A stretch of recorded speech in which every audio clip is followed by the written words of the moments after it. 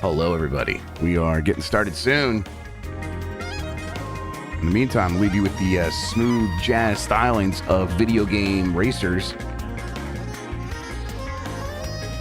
Is this jizz, Jeff? Is this Yeah, wheel and jizz? this is the jizz of the Star Wars. Okay. The Star Wars jizz. I like Star Wars. That's dumb. What a dumb thing to call music. Church They knew what they were doing. Oh, Church, of course. Didn't Yeah. they took it away? They took it. It's not canon anymore, I think. It still is. It's just not the only name for that kind of music. I was upset too, Christian, so I looked into it. Mm-hmm. It's like the back alley slam. Yeah. Back alley jizz. Apparently, like it's deeper than that, because I was like, yeah, this is funny. It sounds like the cum word. And then someone's like, well, you know what? That's kind of why jazz is named jazz as well. Like that comes from that sort of thinking as well. I'm like, oh, I had no idea. It's like one of the play on words for jazz originally.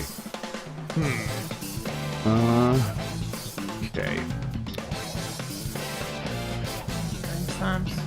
I am ready over here. I am mostly ready. So sleepy, but I just need to see. I just need Mikey to count to 5 real quick. 1, 2, 3, 4, 5. Mike, hi. It's not You're good kinda enough. Just turn you up a little bit. Oh, whoa. I want to turn you up a little. Why on earth do I have you set to 14%, Mike? I can see that. I can see that. Was anyone else screaming at Dan? No, I honestly, it seems like it might have been a weird error here, a bug, because as soon as I clicked it, it was like, no, it was very low, so maybe you weren't actually set to 14%. All right, count to 5 It's for me. not Again. normal for. 1, 2, 3, 4, 5. Everybody get it up with new school job. 6, 7, 8, 9, 10. Then I'm gonna do it all over again. This is a driving emotion type S, a game I've never played, but I should. I just like old racing games. I'm not like the games used to be better. I think racing games absolutely used to be better. Yeah. That's one. Yeah. Like These have those things, like, no. personality. Yep. Okay, I think we are getting good to go. I am gonna tweet, and then we'll be ready. How you feeling? I mean, a little bit better. I like. All right. You know, it's not great, but I took some painkiller, and then when I was waiting to get the kids food, because I was like, I'll just get you McDonald's tonight. I like stopped. I like went on my app that work provides, and they're like, hey, we can get you like a free Headspace thing, and I did some meditation, and that helped a little bit too. So feeling a little bit better. God, it's gonna be March. It is March tomorrow. That's fucked up. It's marching an hour for me. All right, let me just watch this quick highlight from Twitter of the Red Wings game. It's 18 seconds, and then I'm good. I'll allow it. Thank you. Okay, that's hot shit. When are we All going right. to die? Good shit, pal. I have Van Gogh authority any minute now, Christian. Oh, thank God. 2016 for video games, right? Yeah. Today. Yeah. Man. Oh, these are just like. Oh, that's fucked up. These are to me. It's like these games aren't very old, and they're like 8 years old. Yep. It's like Overwatch. What the fuck? Man, remember Overwatch? Rest in peace, Richard Lewis. Overwatch. That's his name, isn't it? I always get it wrong. I played a lot of. I played like 500 hours of Overwatch. Is anybody Still watching nothing, the new season of Grubb? It's not very good. No. I don't want. You know me and TV. You don't. I don't own that TV. I'm smarter than anybody else. Remember me, I'm Mike Minotti. I like how everyone takes it. I like how I'm like, I don't play TV. I play video games constantly. Everybody takes it as me being pretentious. Yeah, I'm it's just so it's pretentious. similar to the kind of people that be like, I don't even own a TV, but it's so far away from that in No, actuality. it's the exact opposite. I'm just a giant fucking nerd. Yes, Yeah, exactly, just, which like, I don't- respect. Right? I have no respect for those people like, I don't even own a TV. No. My friend didn't own TV. We all made in high school. We all made fun of him about it relentlessly, as I think you can imagine. Yeah, but that's just because he was Jehovah's Witness, and so you were actually being bigoted. That's Yeah, that's what it was. Okay, I am actually good now. Let me turn off that music, even though it pains me to do so. Oh yeah, it's a pretty good gist. Okay, all right, we have to stop. What? Where's that? Okay, Mike, if I count us in, are you good to go? I'm yes, still sir, I here. am Let's ready. go. All right, we are starting in 5, 4, 3. That's very quiet.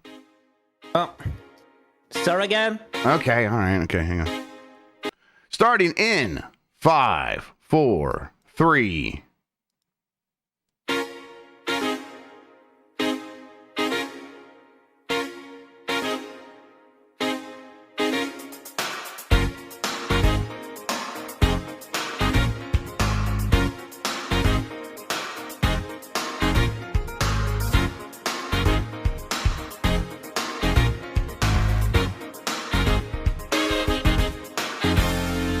It's the internet. You're busy. Let's do this. Welcome to the Game Mess Decides podcast. This is the podcast where we decide everything about the world of video games so you never have to think for yourself. I'm your host, Jeff Grubb. With me is Mike Minotti. in today's episode. It's all bad. It's all bad. I mean, the video games are good and they sell. For now. And everyone's, For now. yeah, for now. There's a countdown on that apparently because we're firing everybody who makes them. Is this a good strategy? We'll discuss this and more on today's episode of Game Mess Decides. In the meantime, Mikey, how are you doing?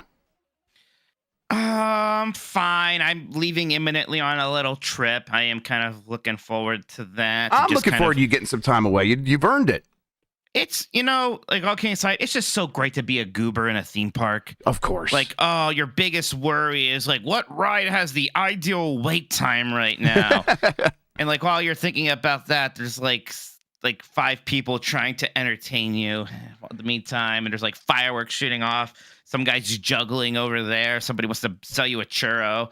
I'm like, yeah, that's right. When I am engaging in entertainment, one of the things I like to do is, and this is like to make myself be more appreciative, is I like to think the amount of money spent per minute to entertain me. So I go watch a movie, Yeah, right. and it's like who cares how many other people watching this? They spent $2 million a minute to make me entertained by this thing. That's awesome. I play a video game. I feel the same way. Theme parks, Making it's too like much money a minute these days. a little bit, yeah. But I go to the theme park and it just feels like, well, this is infinite. I can't even calculate how much money they're Can't spending. even imagine. I can't even imagine it. I do think very fondly on the time we spent at Disneyland. That was a very good time. That Star Wars stuff was actually kind of special to me. I really enjoyed that. So looking forward to you getting back there. Just wait. Just Yeah. wait till we get like a full day and I really show you the magics. Yep, I'm looking forward to it. Me and Steph are talking more seriously about it all the time. If we can afford it, we'll see if we can make it happen. But that's the idea. You know what? Let's get into this show. Thanks for joining us, everybody. You can get more from Mike and me by joining the Discord at GameMess.net. Give us a good rating wherever you are listening, and hit that like button on YouTube. It helps people find the show. If you want to ask a question, you could drop a super chat during the show here on YouTube. We'll get to all of those before the end of the program. You can have Mike's dulcet tones read them to you. Thank you to Carlos Ayin, who is Insane in the Rain Music on YouTube, for the use of our theme songs. Thanks to 1UP vs. CPU for our artwork. And you can find more of 1UP vs. CPU at 1UpVersusCPU.com. We are on Spotify, Apple Podcast, and wherever pods are caught. Thank you to the mods, and support us by going to patreon.com/GameMess. That gets you access to the private channels in our Discord, the monthly Q&A, which I'm doing this weekend. That's the plan, everybody. This weekend it's happening. Participation in our monthly Game Club discussions, 1 month early access to new episodes of Game Mess Jeopardy and Columbros.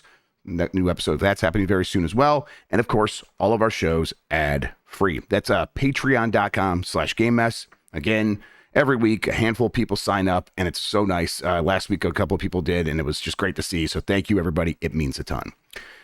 All right, big topics. Everyone's laying people off. The entire industry is just like shedding jobs, at least 5%, sometimes up to 8% at any one of these companies. Sony laid a bunch of people off. EA just did as well.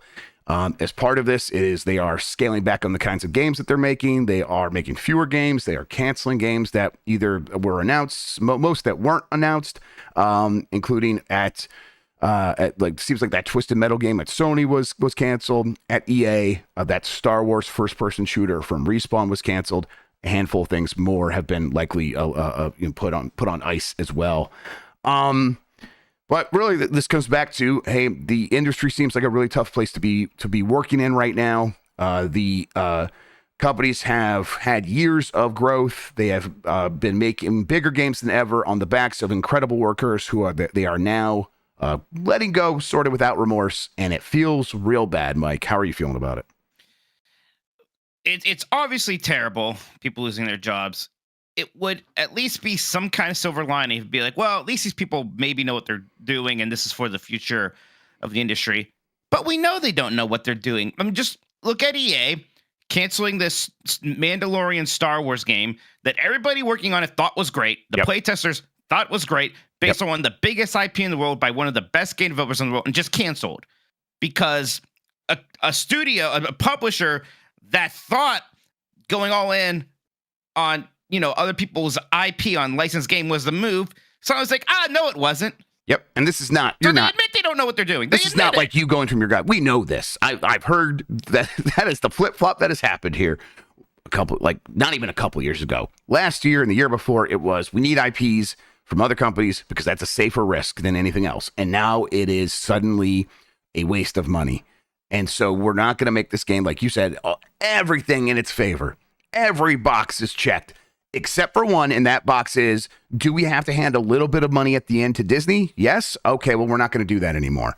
And so what's the alternative? It's not like there's going to be another game that's going to be released in that time frame a couple years now. That game might have been like 4 years away. That's totally possible. It could be even further than that. They're just not going to have a game from that studio of that kind in 4 years. Meanwhile, they're working on Apex Legends still. And I'm like, the way it sounds like things are happening with that is they are, if not winding it down, definitely like pulling back on investing in that game now. So it's like, even like that moneymaker for them, that was the backbone of not just Respawn, but of all of EA, not EA Sports. They kind of have a division between them now, but all of EA games is they're like, there's these companies often like go out to others to like make trailers for them and stuff. Well, they've just cut off that relationship completely. So it's like they are not going to be promoting these games anymore. So they must just not have faith in that either. So it's like, okay, what are you going to have over the next several years? And 4 or 5 years from now, when you look back on the investments you are making now, and really it's not investments, it is pulling back in every way. You're going to be in a situation where if people are wanting to buy games, you're not going to have anything to sell them. Well, how is this a strategy for the future? And we know the answer. It's not. It's a strategy for next quarter. Right, because now you don't have to pump money into that game that you're like slightly worried about not getting a big return on later. It's all incredibly short-sighted. The system is meant to encourage people to take risks. This is something that you said, right? So that, everybody can make more money, but the system is broken. It's not. It's only designed to make sure you do well the next quarter. And then once you get there, then maybe you'll worry about the next quarter. And then you figure out all these things that you did 2, 3, 4 years ago are really fucking you up over there. But oh, well, we'll deal with it now by making even more problems for another future version of yourself. And closing studios, canceling games. I know there's good games coming out right now, and a lot of that is because there was a lot of investment happening around this time 3, 4 years ago. Yes. And it's kind of scary to think about what is this going to all look like in another few years, especially now that it's trendy. It's just straight up trendy to lay people off. It's keeping up with the Joneses. People are like, well, now we got to do it too. We don't want to miss out on this opportunity. Well, we're the one company that has bad-looking growth in our quarterly earnings because we are paying all these people that we paid to make our fucking video games. We're going to look like schmucks. And so, cut them loose. We can't be out here alone on a limb. No way. It sucks. It sucks. It's so infuriating because it really is just it's such a broken system. And it's like, clearly there's some huge disconnect. We can like see it, like, they're so obsessed with the next quarter. Games take 6 years to make. Like, you just can't square that circle. It is like they're never going to be able to like think about games in any real long-term way. And so they're going to just keep chasing the trend that is right in front of their very eyes because they can't imagine trying to encourage a studio to come up with a new idea, even though it was proven to them, like we're talking about EA, proven to them over and over again that when you do that with Respawn, you win. You did it with Jedi. You let them figure out a game that would be good for that. Let them like just experiment a little bit. They won. They took what they were doing with Titanfall and they won eventually with Apex Legends. It's like you have a studio with a model that works, and the whole idea coming out of Apex Legends was, we are going to model everything after Respawn. And a couple years later, it's like, fucking scrap that. We're not even trying that anymore. We never even actually let it like play out. We're already giving up on it.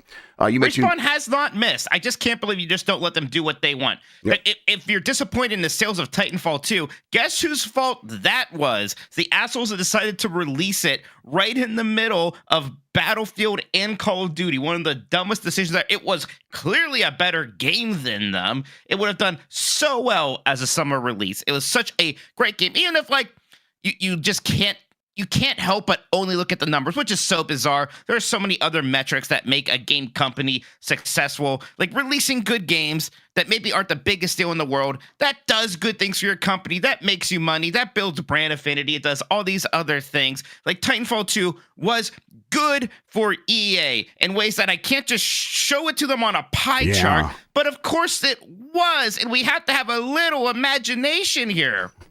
Yeah. This is an extreme lack of imagination, an extreme lack of a belief in video games being the answer to your problems. And it's such like one step forward, two steps back. Sometimes you feel like these companies are getting it, and then they see their shadow when they come out of their hole for the winter, and it's 6 more weeks of canceling games and freaking out. And they are, we talked about the laying people off and canceling games. You said it. Studios were closed. EA Ridgeline, that was working on the single player stuff for Battlefield. Well, they're shutting that down. And you could see a world in which if you have a team dedicated to making single player stuff for Battlefield, that can get that series back on track in some ways, while another team is working on the core multiplayer stuff. You get like a bad company back out there. People will go buck wild for that if it hits correctly. So it's like, nope, you're just not going to believe in that. Whatever. Sony closing down London studios, which did like The Getaway, and now has recently been working on VR stuff. And it's like, you made them work on VR games. Like, clear, you needed someone to make big VR games for PlayStation VR, and then their games didn't sell very, very well because you made them make games for VR. How dare you close them? It's insane. Whose fault is this? It is infuriating. I can't believe that we continue to get back here over and over again. What scared them so much about making a Star Wars game? They're still making another Jedi game, and apparently that's because it's proven itself, right? That's something it's a story they could tell themselves. We've had success 2 times in a row. We'll have it a 3rd time.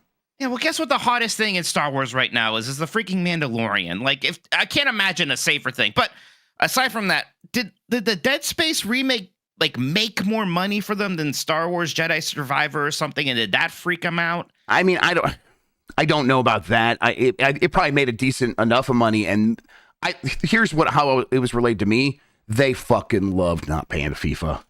They're like, man, last year we didn't pay FIFA for the first time, and our soccer game sold just as well.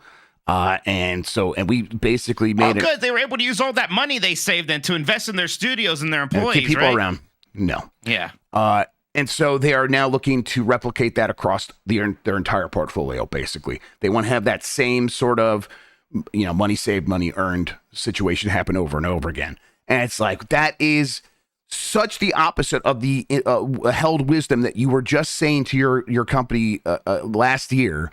How did you have, just because one thing changed, whatever. And it's like, do you not see that it's not applicable to do what you did with FIFA and the soccer game to other things? You can't just take Star Wars out of your shooter and make something that is going to have the appeal of that. It's going to take a lot of work. It's possible you can do it, but you just took the FIFA name off the soccer game and no one cared because you are the soccer game for the entire world. It's not the same. Right. I don't know. It's so especially troublesome because we do look at the numbers, and games are selling, and people are showing up, and everyone's so enthusiastic. And gaming's like the biggest content on YouTube. It's the biggest some of the biggest content on TikTok. It is culturally bigger than it's ever been.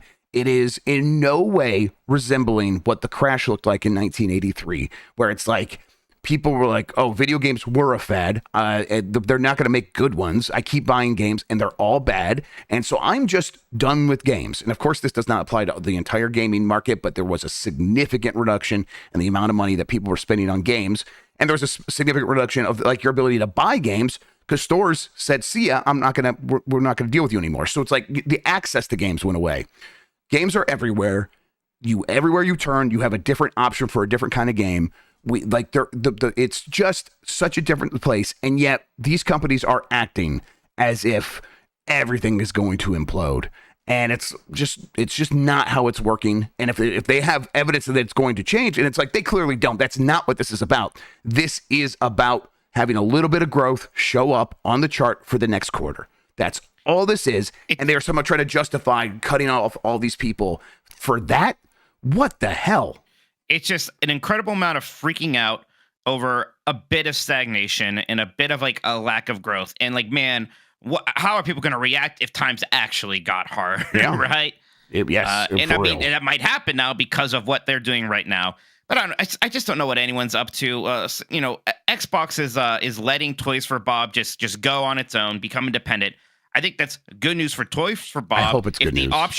If the options were shut down the studio or do this is way better. Yes. I just can't understand how those were the only two options. Yes. They make good games. That's the hardest part, is to make good video games. They do that. Microsoft should figure out the rest, like how to get people to care about them and buy them. This is something a little bit of a trend we're seeing in the last day or two. Toys for Bob did this, and Saber, thank you. Saber Interactive over at Embracer bought themselves out for $500 million. Yeah, there's like investors involved that are like helping them do this, but yeah, so like they're not under Embracer anymore. Right, so they're an independent. There's good chance Gearbox is going to do something similar, which I mean, if Embracer doesn't have Gearbox, which seemed like the one sure thing they had, what the heck is the future there? Well, not much Embracer just has to like do a fire sale or else face bankruptcy. Like it's a complete mess over there. Yeah, well, maybe they should face bankruptcy. Yeah, exactly. Yeah, I mean, hopefully they could sell off as many of these studios or spin off as many of them as possible before that happens, so that they don't go for like pennies on the dollar. Like, what is Microsoft thinking? Because Toys for Bob is saying like, yeah, we're maybe even going to partner with Microsoft. So it sounds like they might just make a Spyro game for Microsoft anyway. So again, no one knows what they're doing. Microsoft's strategy forever was just buy. And now it's like, it's probably just better to like work with independent studios to make games for us. Mike, I do not get it at all, actually. I really would love someone to explain. If someone involved knows why this happened, why this is the best case scenario, or if it's not the best case scenario, please reach out to me. I'll get my DMs. I'll give you a secure way to contact me. But I don't get it. From Microsoft's perspective, you have Game Pass. Game Pass is something that can work similar to like the Switch, where once it's in someone's house, like you want to like have something for everybody. How are family games not a priority? I feel like Phil Spencer has said it's a priority. You have a studio that like one of the best family game developers in the world. And it's not like, not even like hashtag pejorative there. It's just like, no, they make great games that has a broad appeal. How are you not finding a way to be like, we can use them to make something awesome that's very exciting? I mean, we all like Banjo-Kazooie is the obvious one we always said, but like whatever, come up, you have a million options there. Why are they spinning off to be independent? If this is best for them, that's great. I just don't get it.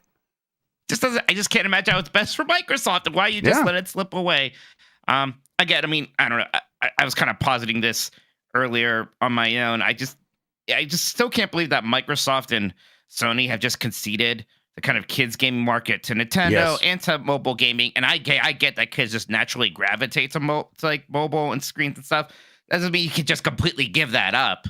You gotta have some kind of you have to lay the groundwork. Some kind of a space for that, aside from just hoping that Lego makes one game and be happy that you happen to buy Minecraft 10 years ago. It's got to be something. It's got to be more than just, well, we made 2 kids games for PlayStation 2 years ago. That was great of us, wasn't it? I don't know. Yeah, I mean, someone sent me the chart today of people buying consoles, and it's like people who are 18 to 25 are buying fewer consoles. And, part of that's going to be, Gen Z doesn't have like a ton of money to spend on consoles. So that's going to be part of that. The other part of it is they don't want consoles as much. That's probably the bigger part of it is they don't want consoles. But you're right. Why do you just concede and just say, well, we're not even going to try? Because you're right. Like the pipeline of child fan to becoming a lifelong fan while they're young starts young. And there was that story about that someone keeps sending to us about how like the Disney adult is a manufactured thing. And it's like, this is like actually an impressive thing how they're able to pull this off and get people to feel this way. How are these companies not recognizing that this is something that they could have a hand in? Well, there is one. It's Nintendo, yes. and it works very well for them. Yeah, it's you started this off by saying it's especially frustrating because it's like if we thought they knew what they were doing, some of this could be not justified, but you could feel like, well, at least we won't be back here in a year. And as it feels right now, when we actually look at this, is like it could easily be worse in a year because they have no idea what they're doing across the board. And yeah, it's frustrating. I'm trying to think there's like any other aspects to cover of this. I mean, we talk about the why of it all the time. Just things changed fast coming out of COVID, obviously. But the thing about that, Mike, that always drives me crazy is it didn't actually decline all that much coming out of COVID. Like the amount of money spent on games, like, and this is like Circana report stuff. It was like maybe down 1%. I think there was maybe a couple months there where it was like year over year, it's down 3%. But I think overall, and I would have to look it up, but like 22 compared to 2021 and 23 compared to 2022. Well, I know 2023 compared to 2022 was up 4%. And that does include like mobile and all this other stuff, but it like software sales for full game retail stuff was also up a couple percentage points. So it's like things were still up. So it's like at the very least, a lot of the momentum that came out of the pandemic, they kept that. The people that bought consoles during the pandemic were like, I'll still buy a game here or there. The problem is just that they didn't see the line keep going up the way it did throughout the pandemic, which during the pandemic, we were all saying, well, of course, that's not going to happen. This is going to come to an end. How do these companies not know that? I mean, I know they got to make their bets, but can't you have some sense of reality? Really, that's the part of it that is so hard for me to understand. Right. It's not that things are bad. It's just that it's not growing as much as we want to. And like you just have to think about that logically. Well, things can't grow forever. Like maybe sometimes they're going to slow down. Maybe even sometimes you're going to have bad years.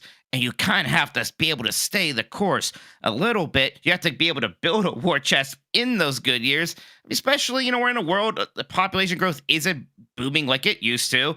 The economy is uncertain a lot of the time. It's just not going to be that insane growth that gaming had like in those early years, especially when it was very new and was starting from zero or minuscule, right? We are just so beyond like just the kind of natural insane growth that was going to happen for the first 30 or 40 years of this industry even existing. We got to figure out what the new normal here is going to be.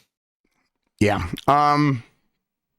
If more layoffs like this happen, it'll probably be sporadic. It does seem like this is like, man, what companies are left? I mean, who's left even? It's not like Nintendo's going to do it. Right. I mean, yeah, I never say never, but it doesn't seem like they would do it. And there's like Sega. It seems like they're not in a great position coming out of last year. You could say, I guess Sega hasn't actually announced it yet, huh? Right. So I think they had some layoffs last year, but I think they seem like they might get in on this action as well. I hope not, or if they do, I hope it's not too bad. But for the most part, like the biggest companies seem like they're through this. I hope that means we can start to get on the other side of this and get past it. But who knows? Honestly, who knows? I can't remember. Did like Ubisoft do the whole layoffs thing? Yes, they did. Right. That was in November. They did. They were real early. Well, they could get on it again. It feels like they could do another. They really round. could. And I mean, yeah, and it's would be too surprising. Skull and Bones. Right. Exactly. Yeah. Skull and Bones and a bunch of other misfires. Which like isn't even like a funny joke like Suicide Squad when it came out. Like Skull and Bones, people just don't even want to talk about it.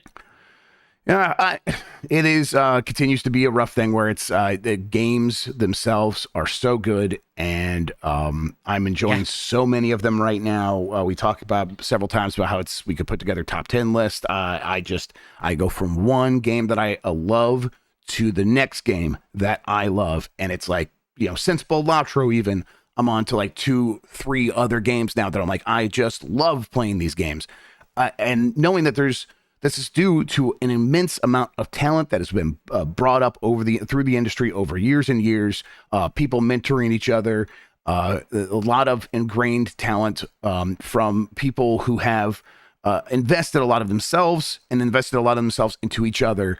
And then to have some idiot in a boardroom rip it apart because they're worried about looking bad to an investor and the stock price might go down for 1 quarter. It really makes me question what the fuck we're doing here. So I hope we get past it. All right. Yep. Yeah. Any other thoughts about this? If not, we can maybe move on to some super chats. Yeah, let's move on to some super chats. All right. We'll do that right after this quick break. Thanks for sticking with us, everybody. All right. Cue the USSR anthem behind me. Motherfuckers, these people are the people that makes the fucking product to make your profit. What are you doing? Why you should see them as a fucking number? Oh, it piss me the fuck off. Yeah. I'm so angry. You should be. Lately, I was feeling like sad, which I don't like. I don't like feeling sad when this happens. If I feel sad for a little bit, and then I get angry because angry is like a good fuel for this shit. And sadness, if you're sad, you kind of stop there. It's like, oh fuck, everything sucks so much. Your brain kind of doesn't search for the answer. But when you're angry, you're like, fuck this shit. What's going on? So like lately, I've been feeling like kind of more sad than angry because he's just so much. Like this, and there's so many good games. It's like pissing me off. It's like these talented people having to suffer. These workers. It's just like my communist heart, like just fucking can't take it. I'm so pissed. Yep, and it's just like people point out, like it's all industries, and it's like you feel that. Like anytime I go out to do anything, everyone's so stressed out. Everyone feels like they're at their wits' end. No one feels good about interacting with other workers because everyone knows all the other workers are abused, or people are actively abusing workers in front of you because they just want to have some control over their lives. So it just like the enshitting, what is that phrase? Is everywhere. Enshittification, that's what it is. Is just everywhere, and it makes me angry, but it also makes me want to retreat a little bit, which is not a good feeling. All right, let's get back into it. Hopefully we get more workers, like more like unions and stuff that will help a lot. Like for real, it's gonna help you. I swear to God, that's like more of a revolution in some ways, though. It's got to be it's got to be like go all through the political system. There needs to be in America, at least, we need way more regulation. You need Well, all right, go back into it. Let's get back into it right after this little pause. Okay.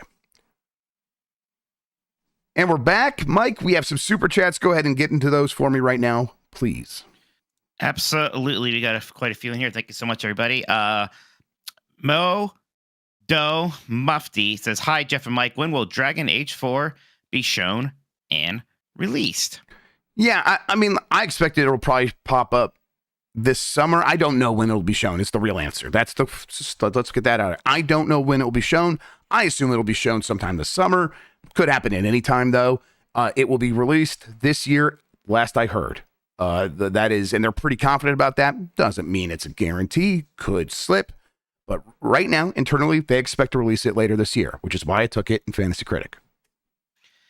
All right, everyone, I apologize. Shigeru Miyamoto's kind of wilding here tonight. Let's get on it. All right, here we go. He said, bought a PS5 to play Final Fantasy 7 and see those honkers. And then the idea of Shigeru Miyamoto saying honkers is very funny to me. Well, then says, does this game have a one-handed mode? Shiggy, you got to class it up a little bit, Shig. Come on. You're a family man. You can do better than that, Shig. Come on. Oh, Grug says, I said I'd give Mike Simp money if he beat Mortal Kombat Mythologies, and by God, he broke that game in half. Also, remember how Dan made you felt when he's saying he's lost to Superman 64? You could tell him where to go after about an hour of working. Oh, Grug, thank you so much. Very generous. Really do. Mike's not going to be able to help himself. He's going to have to help. That's just... that's the problem. That is my curse. Because it's frustrating to me to watch him. He'll like struggle in ways that to me seem like it is obvious what he should do, and it'll drive me insane. Like you saw Jeff not even struggling at RZ, just kind of like taking a second. Mike's just trying to help. So I'm like, Thank you, Mike. Absolutely. I get it. Like, yeah, I know that feeling too. Absolutely. Especially if like you already played it. So The Marvelous Breadfish says the only layoff this industry needs is for Jeff to lay off the Shin Megami Tensei fans on Twitter. What the hell, man? Haven't we suffered enough? What have you been doing to the SMT fans, Jeff? I don't remember. I'm sure I did something, but I don't remember. For me, it was Tuesday.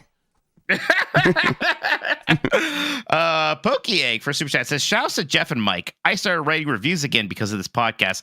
So here's 5 legit Australian dollar dues to entice them to PAX Australia. I'd love to go to Australia. Me too. PAX Australia would be a good reason to make that Let's happen. fucking go. That'd be incredible. We'll I've never been I've never been the Southern Hemisphere, actually, which is strange.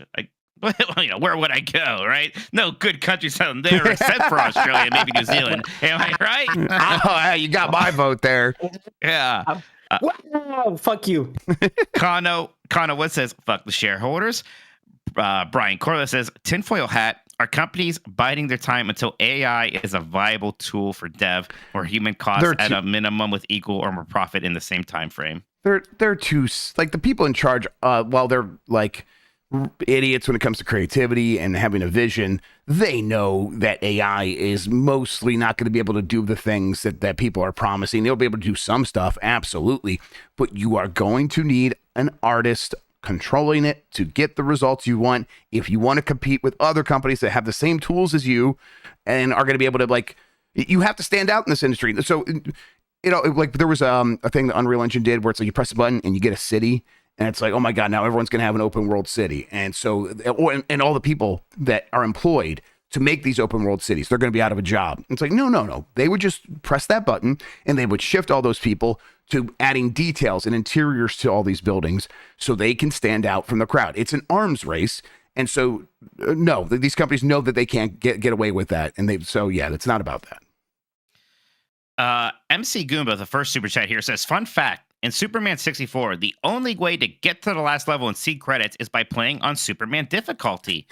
Make him suffer. Well, that's not even suffering. If that's the only way to that's just the rules. See the credits in the final level, let's make sure that we remember this, that he has to play on Superman difficulty. This Thank you one, so much, that MC one, and sounds like just the rules of Blight Club, too. Like, that's like not even... Well, he's gonna say that the rule is you play at whatever difficulty it's set to normally. I don't know if it's Superman. Yeah, but if it's not, if by playing that way you don't beat it, then you got to play it until you beat it. Right.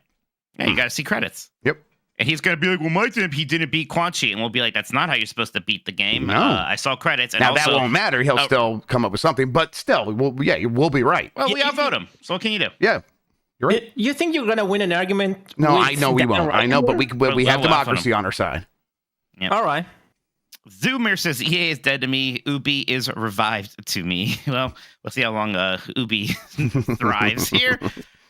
Gamefire Kerberder says, just to show support to you guys, thank you so much, Gamefire. Thank you, Gamefire. Appreciate it. Power Mad UK says, will Metroid Prime 4 win Game of the Year due to no competition? There's a lot of out competition. this year. Yeah. Yeah. I was wondering, what do you think Final Fantasy VII Rebirth's like GOTY chances are gonna be? Assuming like the rest of the playing field's normal. Because I mean, for a game that has a 92 on Metacritic, you do hear a lot of like criticism of it, right? Yeah, I mean, I know you say that. I think you're especially sensitive to it because you are like so aware of everything about that game, and so when people like from like my position, it feels like it's entirely glowing. And yeah, I see some people saying some things, and then I go look at like, well, let's go see what like the shitty like low review score guy is gonna say, and it's like, no, there is none of that. Everyone's giving it an 80 at the lowest. It feels like it's got a good shot of getting there. That's you're right. I do feel good. Ali Miracle says here's a $5 for capitalism. Thank you, Ali Miracle. Burrito says, hey, Mike, congratulations on completing Mortal Kombat Mythologies. I know you're going to say it's all in good fun, but when Dan starts his Blake gig, I hope he suffers just a little as a treat. Lol. Oh, he'll suffer. Yeah. I mean, thank you. Yeah, the turnabout's fair play. Of course, he's going to suffer. You know, I always thought, man, it'd be kind of just neat to say I beat Mortal Kombat Mythologies. And you did. And there's like a part of me that's like, yeah, I was like kind of walking around yesterday after beating it, like my shit instinct. There's another part of me that's like, feels nothing. Because that game did break you several times. It was a lot worse than I was expecting. Yeah. El Grug says Mike is still a boomer. Thank you, El Grug. Nintendo Mike, any feelings about the Mega Man stuff in Street Fighter 6? I didn't see this actually. What do we get in Street Fighter 6? It got announced right as the show was starting. It's the usual stuff. You get a classic Mega Man costume for your avatar. You get an avatar pose that's Mega Man's jump. Really, the only interesting thing is that they're adding Mega Man Power Battle as the rotating arcade game, that's kind of cute. Oh, that's pretty neat. I like. Yeah. Otherwise, it's like the usual stuff, just themed around Mega Man. Yeah, but I'm always just glad. Yes, Christian. Sorry. All right. Yes. Cool. But like in Street Fighter 5, we got like really nice, really detailed skins for like the actual characters. This is like, why didn't you just did that work for Ryu? Like, what are you doing?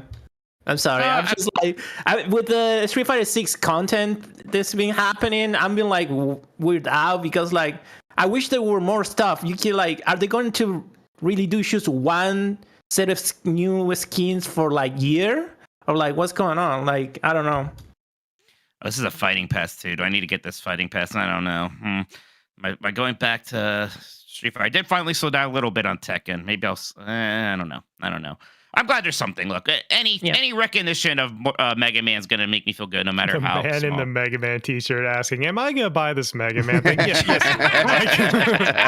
Yeah, that's a good point. Alex says, why is it always Primal Rage? Just curious. Oh, yeah, you got Primal Rage playing again. No, it's Prince of Persia this time. I actually just changed it as soon as I saw that super chat. It's just, I just like have that loaded on my Mister, and I hadn't turned it off in a couple of days. The Uncharted Wolf says, surprised Mike hasn't played Penny Breakaway yet. It's basically 2D Sonic game in 3D, but not actually 3D Sonic. That makes sense. Too many bugs, though. I didn't realize it was a little buggy. I did play it. I kind of played a preview capacity and really liked it. Although if people are saying it's buggy, maybe I'll wait a little bit. I should have played it today when I was streaming. I didn't know what to play, so I just played Suicide Squad. And you know, not a ton of people who want to watch people still play Suicide Squad, but I had fun. They're like that game like hit like really low numbers on Steam. I wonder if it's gonna have any bounce back here or there. I hope it does.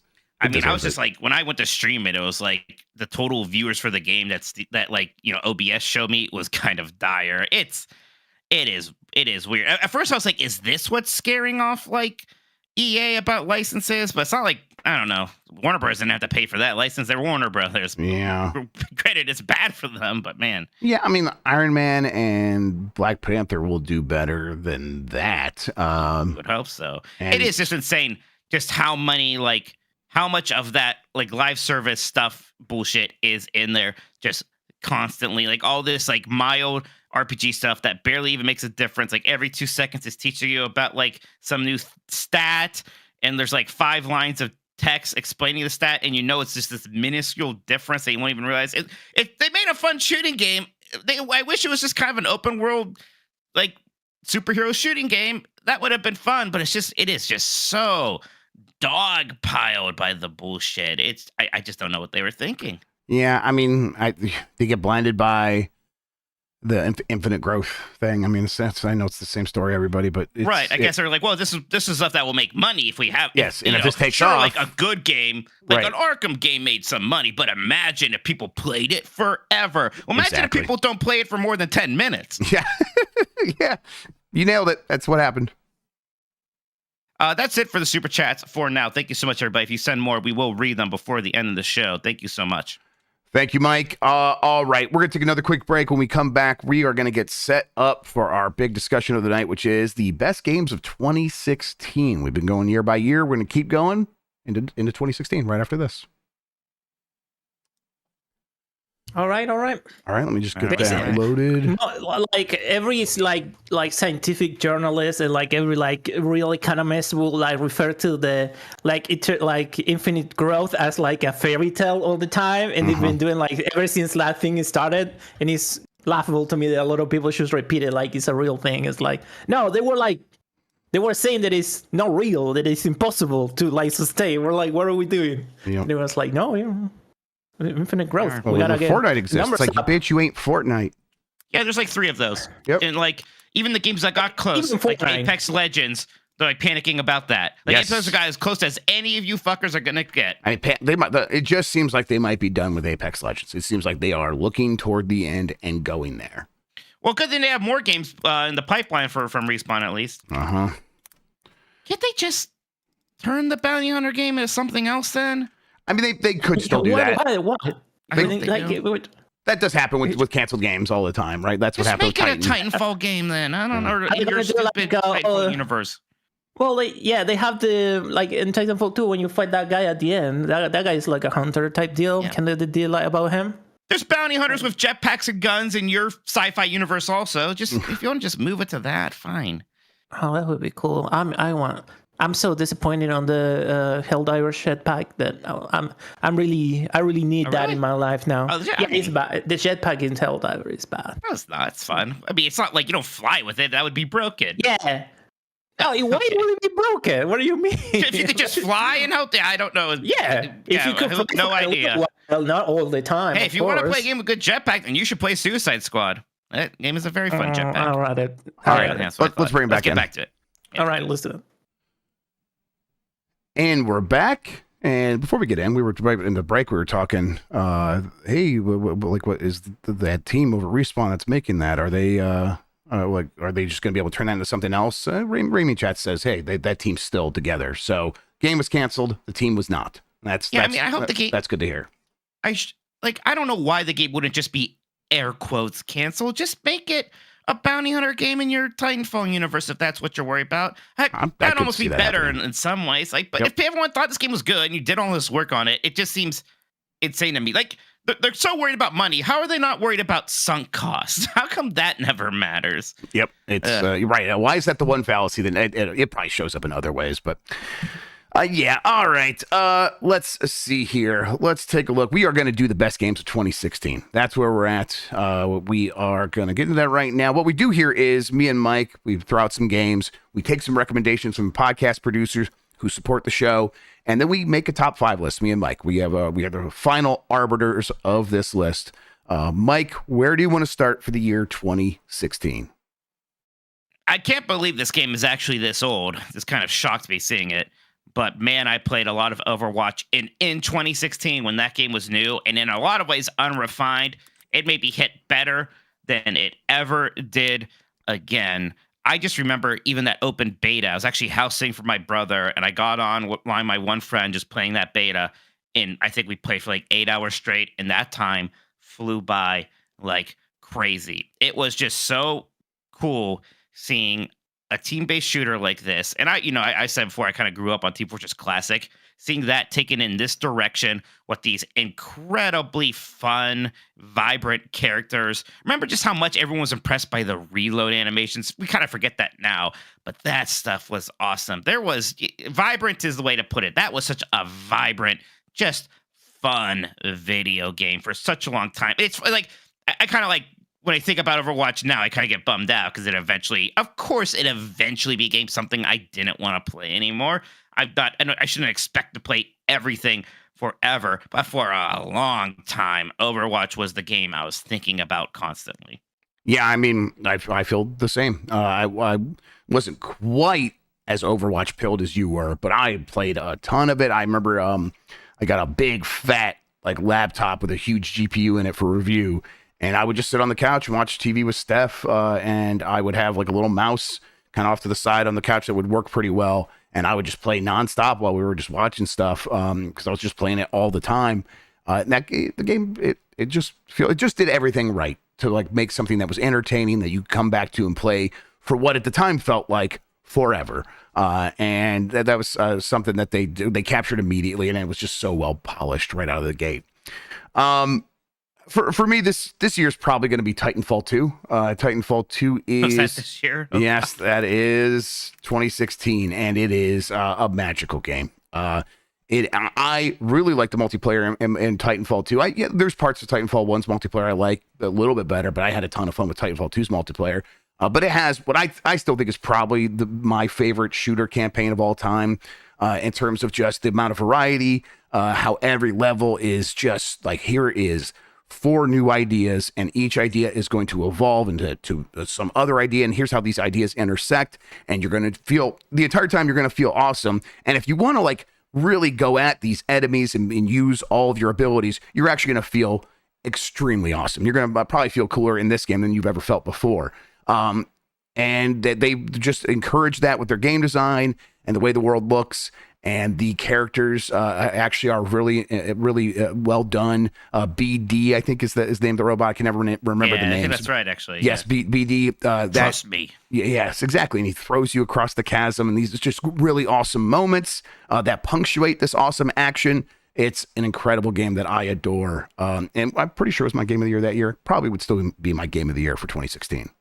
Yeah, I mean, it was certainly at least my favorite single-player shooter campaign since Half-Life 2, which was like 2004. It's just an insane amount of time. That campaign is so fun. Thank you, Chad. So fast-paced. I think that's why I can't remember the names, because I can play BD1 and BT, different robots and droids. Oh, that's it. Yep. Yeah, you know what? You're right. Like when we played Titanfall 2's multiplayer not that long ago, that was still actually so much fun. And it was almost kind of infuriating. Like, why can't I just be playing this, or at least some new version of this? Again, it's been 8 years. Yeah, that's wild. I mean, I'm interested to see where you go next for the next game, Mike. I like Uncharted. I think Uncharted 4 is absolutely one of the best in the franchise. And it seems like an insane thing to say, but I always say I feel like Uncharted 4 is somehow a little underrated. I agree. That was a very fun video game. It actually even had a pretty good multiplayer mode.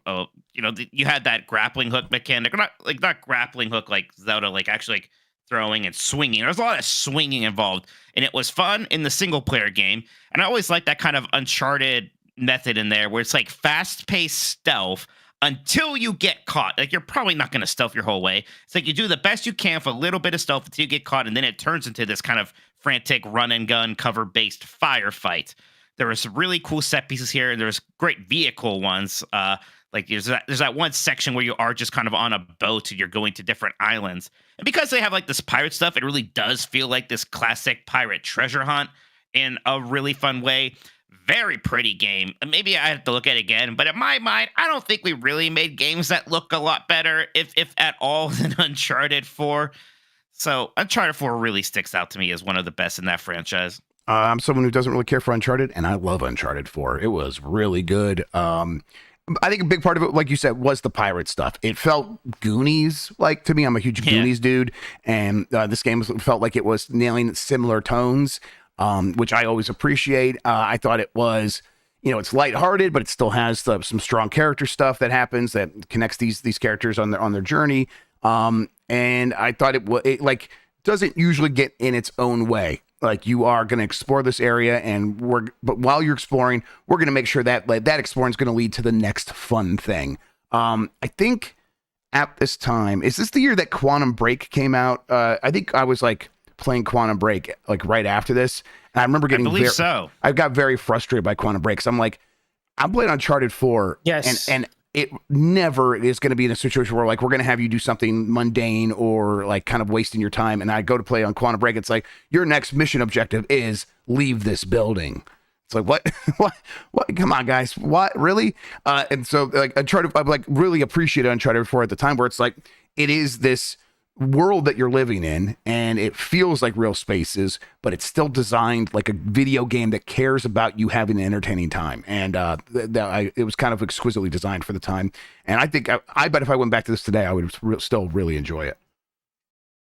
Yeah, I mean, there's I have some small complaints. Like, there's definitely a bit of that, the story getting a little away from them in terms of scale and scope, and pushing the intercharacter drama a bit much, Nathan and Elena kind of on the outs again, and it's just because Nathan won't be honest with her again, which is a lesson he learned in 3 other games at that point. But still, otherwise, mostly just a game that I love. Doom 2016 is really good. It's your shit. Yes, this is I remember kind of you and I both being skeptical of this game. I remember myself being like, that trailer was pretty violent. I don't know if we need that in video games anymore. And then playing it and being like, what the fuck was I talking about? This rules. That is, I learned a lesson that I've since always enacted on, which is, you can't judge violence in games until you have the context of actually playing it. And Doom taught me that, because once you're playing it, you're like, oh, I get it. This is almost comedic. This is almost can you believe this character even exists, and is ripping these demons apart. And you run into the room as the Doomslayer, and all these demons are freaking out because he's here and he's going to kill them. And that is awesome. And it makes you feel that in everything you do. It's such a good game. God, I love Doom 2016. I love that Doom, of all things, is what finally revitalized FPS a little bit when it was starting to get stale. And obviously, we saw some great games this year, like Titanfall. But like cover-based shooting had gotten out of hand. Right. This was like originally going to be like a Call of Duty like Doom or something like that. Right. Yeah.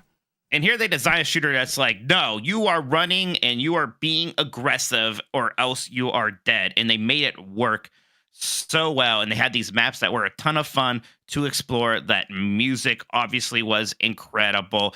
Just absolutely knocked it out of the park. Way more exciting or relevant than I thought Doom could possibly be past like that original 90s boon for the series. So good.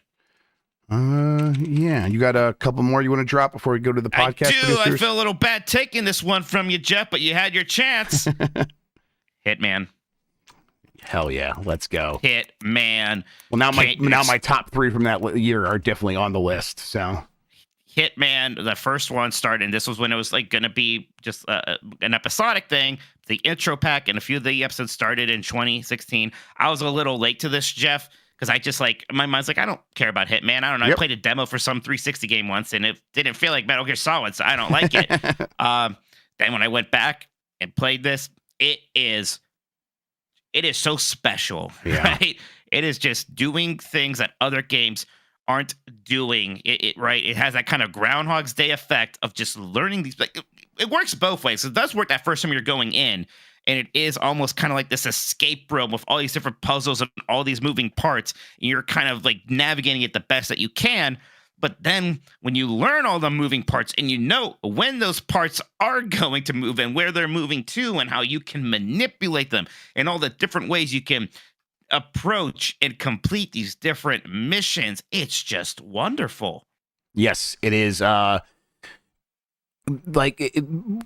in there, like you said, and pushing into something, poking and prodding at something, and then seeing like the cascading effect that has. That always sets off like the creative juices of like, okay, that works, so I can do that. And if it may, in that moment, that first run, you might try it, and a lot of times it'll lead you down the path of, of one of the like highlighted missions. It's like, no, we're going to guide you to that, and you could do it that way for sure. But sometimes you will just try something, offhand, and if it works, it's fantastic. But if it doesn't work, usually it ends in a way that is very funny, that is a story, and then that builds on your knowledge base when you go to replay it. 20 times, and you get the mastery level for it. And they have a great system of unlocking things that you could start the mission with by playing it over and over again. So that really makes it rewarding to do so. And it just have them like build a single player game that feels informed by live service games. And, eventually, like, obviously it is like a live service game in many ways where they have these targets that you can go after that only exist for like 3 days, and if you screw it up or you get caught or you get killed, you can never try it again. And it's like a really cool idea, and they have a lot of different like plays on different things like that kind of works similar to that. It's like it works great as a live service game, but even in the single player campaign, like when you're doing that stuff, it's like they know some people are going to just throw themselves into this, and that's maybe the best way to experience it. So they really built it around that thinking, and it really shows. It comes through in a way that hasn't really popped up in many other single player games. That's like that special word. It just seems so apart from what everyone else is doing, which is why like when Square Enix is like, well, goodbye, IO Interactive, I was flabbergasted. Like, do you guys not know what you have? How do you not know what you have? Making the games good is so hard. Like, that's the hardest part. Yep. You got to figure out the rest. Baffling. Yep. All right, Jeff, do you have one? I'm looking. I got one for you. Oh yeah, shoot. You'll be excited about. There's a lot of Jeff games this year. Yes. Because The Witness also came out this year. Okay, I was going to get to The Witness eventually. Yes, hell yes. All right. The Witness rules. Not an endorsement to the creator, but the game is pretty good. Yeah, listen. Yeah, it's fine. Jeff likes The Witness, and I like Braid a lot. Like, What are we going to do? Exactly. I fight with Jonathan Blow on Twitter. I used to when like he was on Twitter or whatever. I fought with him a bunch of times. We know what it is. The Witness is really good, though. It is that line drawing puzzle thing, but blown out to like the nth degree, and then it is wrapped in this really interesting storytelling like technique of there are like statues and there are these videos you could find and there are these audio logs, and if you just like keep your ear open as you're like experiencing these things and you step back and you try to like find a through line, there's a lot of interesting stuff like storytelling that's happening with that kind of does relate to how people solve things and think about things. And then it turns out the line puzzles themselves are actually very, very good. And I mean, I don't have a gaming moment where I felt more exultation than when I cleared both the challenge of like that time challenge that was procedurally generated, so it was different every time, so you couldn't just learn it, you had to just get good at the mechanics of solving the puzzles, and you had to do it in a very short amount of time. Beating that was very thrilling, and then being one of the first people in the world to solve the boat door puzzle. That's like you don't even know where to begin with this, and it's like I had no chance on that. Yeah, it was like I was just like in the zone with it, where it's like I just came from the area where like it has the most fundamental thing you need to know about this. But I'm also like hearing these creaks in here, and I think that's what I'm supposed to be, how I'm supposed to solve it, and taking that stuff and put it in Premiere Pro and like looking at the wavelengths and stuff, and it's like that. I don't know. Having that moment is going to be a very singular thing, but for me, it was really special. So yeah, The Witness is definitely something I would consider for this year.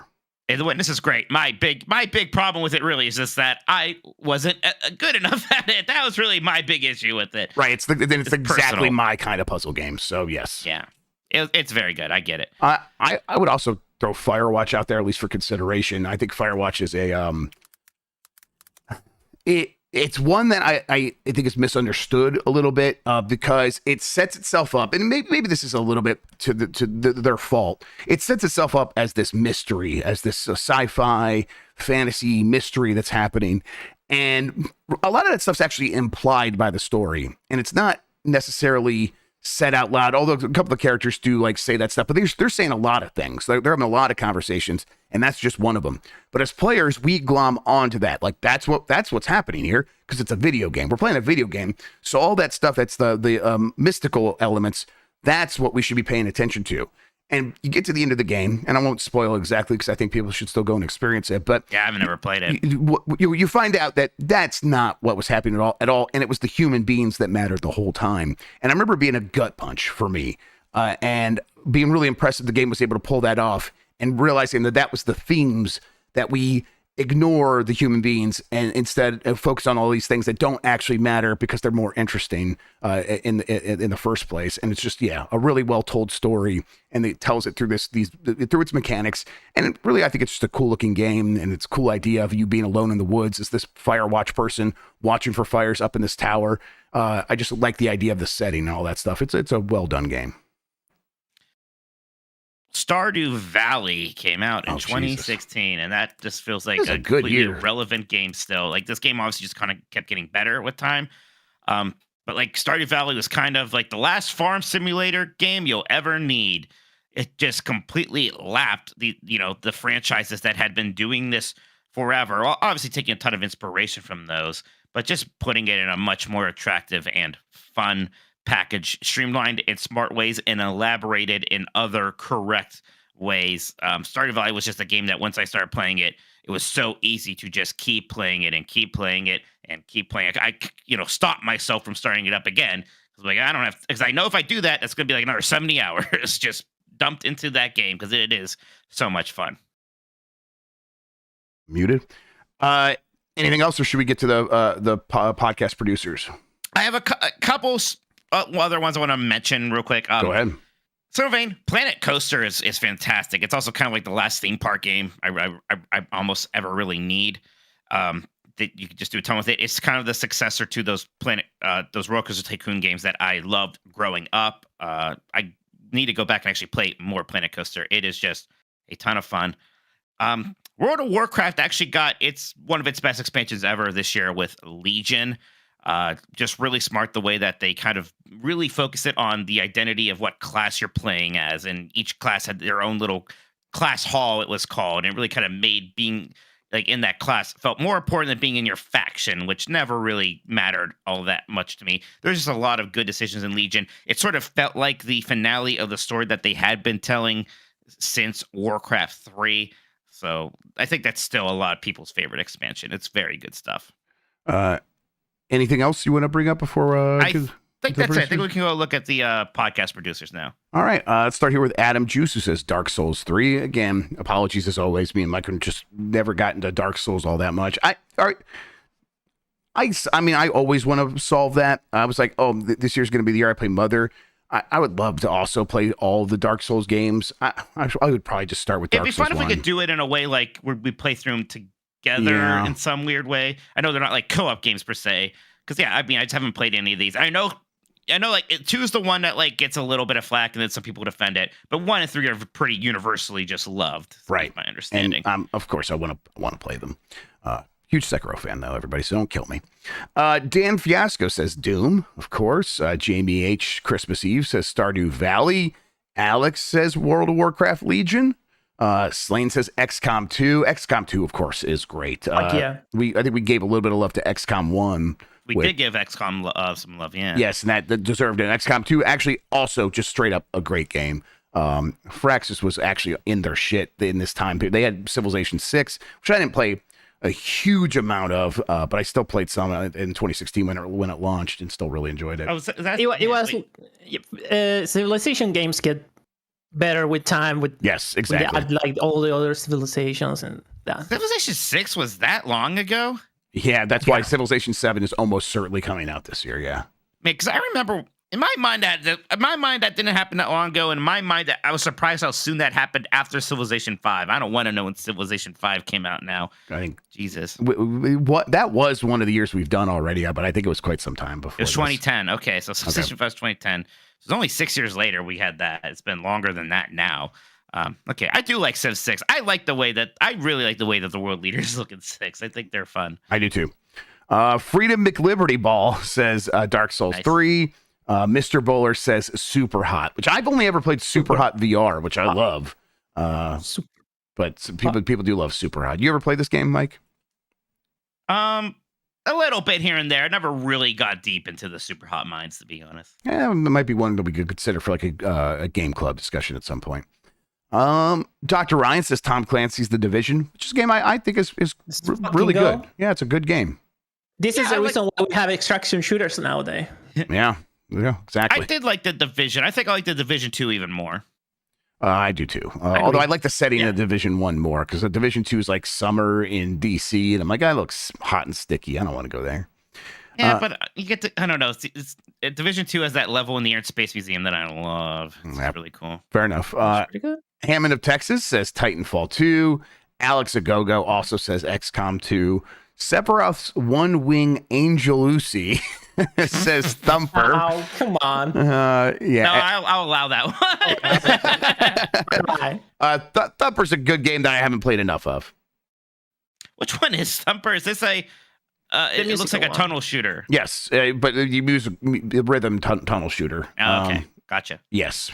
And it's I think you would be into it because it's like very aggressive with its music. It's kind of like hard rock. It's got thumping music. Yes.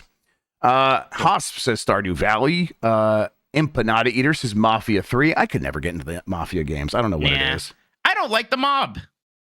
Can't imagine. I can't even like them in like a fun. You're Italian. What are you doing? I know. Well, there's a lot of negative Italian stereotypes with that. Like, like obviously pirates weren't good people either, but like I still find like pirate stuff kind of fun. I don't find anything about the mob fun. I don't like it. We're cool. We're cool, revolutionary, but whatever. Martin Scorsese makes some fun every once in a while. Dr. Lynch says Deus Ex: Mankind Divided. Oh wow! Yeah, that was this year, 2016. Is this the last real one? I can't keep them. I could never keep track. No, there's one.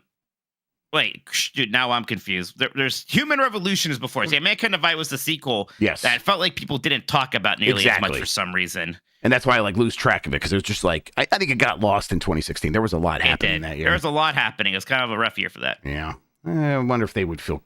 I know they were supposed to be making another one of these. I wonder if they actually will. Teeth A. Lockhart says Sega 3D Classics Collection.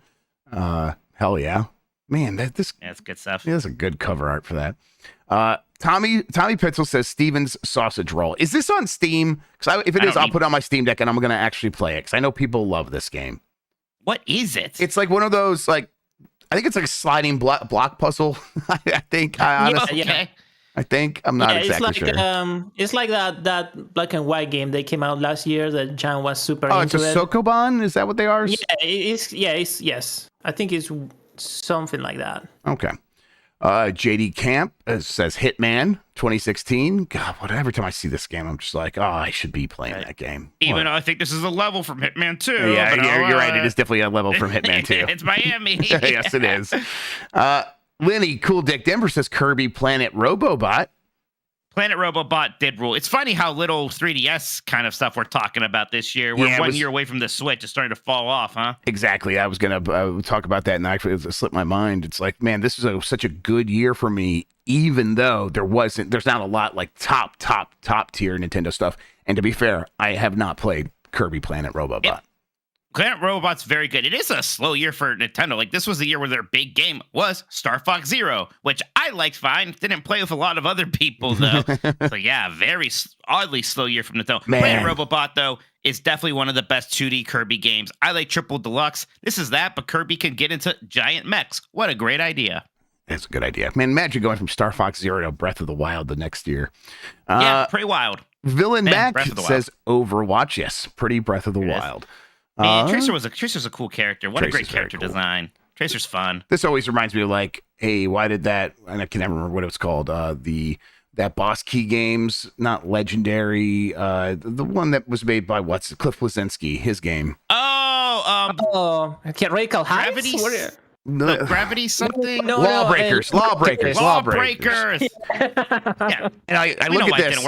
And you look at this cover, and you're like, that is a cool character with a cool face that I can relate to. Like, that's a human being doing cool stuff. I can't wait to see what this game is about. And then Lawbreakers is like, we're going to just show you a bunch of people running away from the camera, and some of them are going to have weird tentacles coming out of their head, robot tentacles. It's like should behind you. Yeah, it's like such the opposite of like what worked for Overwatch, even though like was clearly trying to ape Overwatch.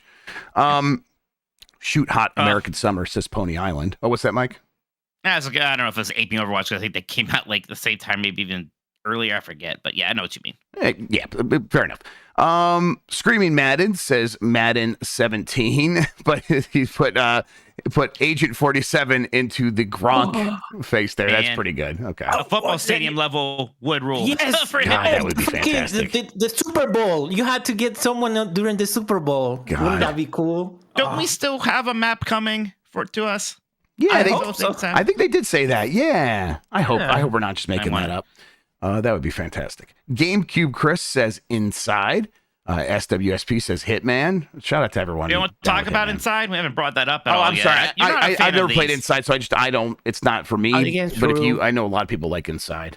I like Inside. It's not something I think about a lot. Do you ever saw that collectible doll they sell with this game? That was like made of some material, other stuff is made of. Like for is this like the Dune popcorn bucket?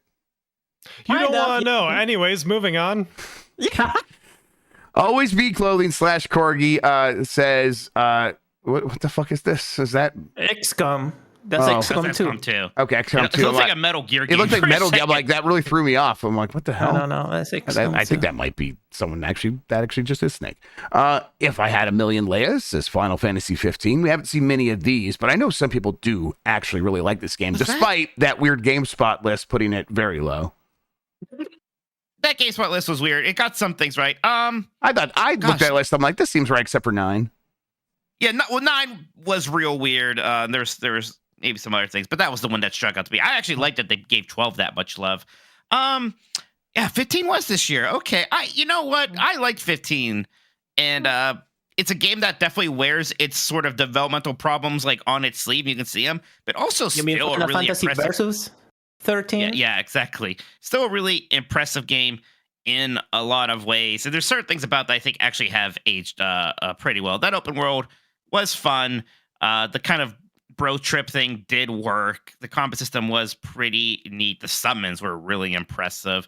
Yeah, I like 15. Anthisab says Battlefield 1, which is another game I know people really love. Yeah, I think it's the last Battlefield that people really liked, right? Yeah, I think that's the one they look back fondly on. And it's like 2016.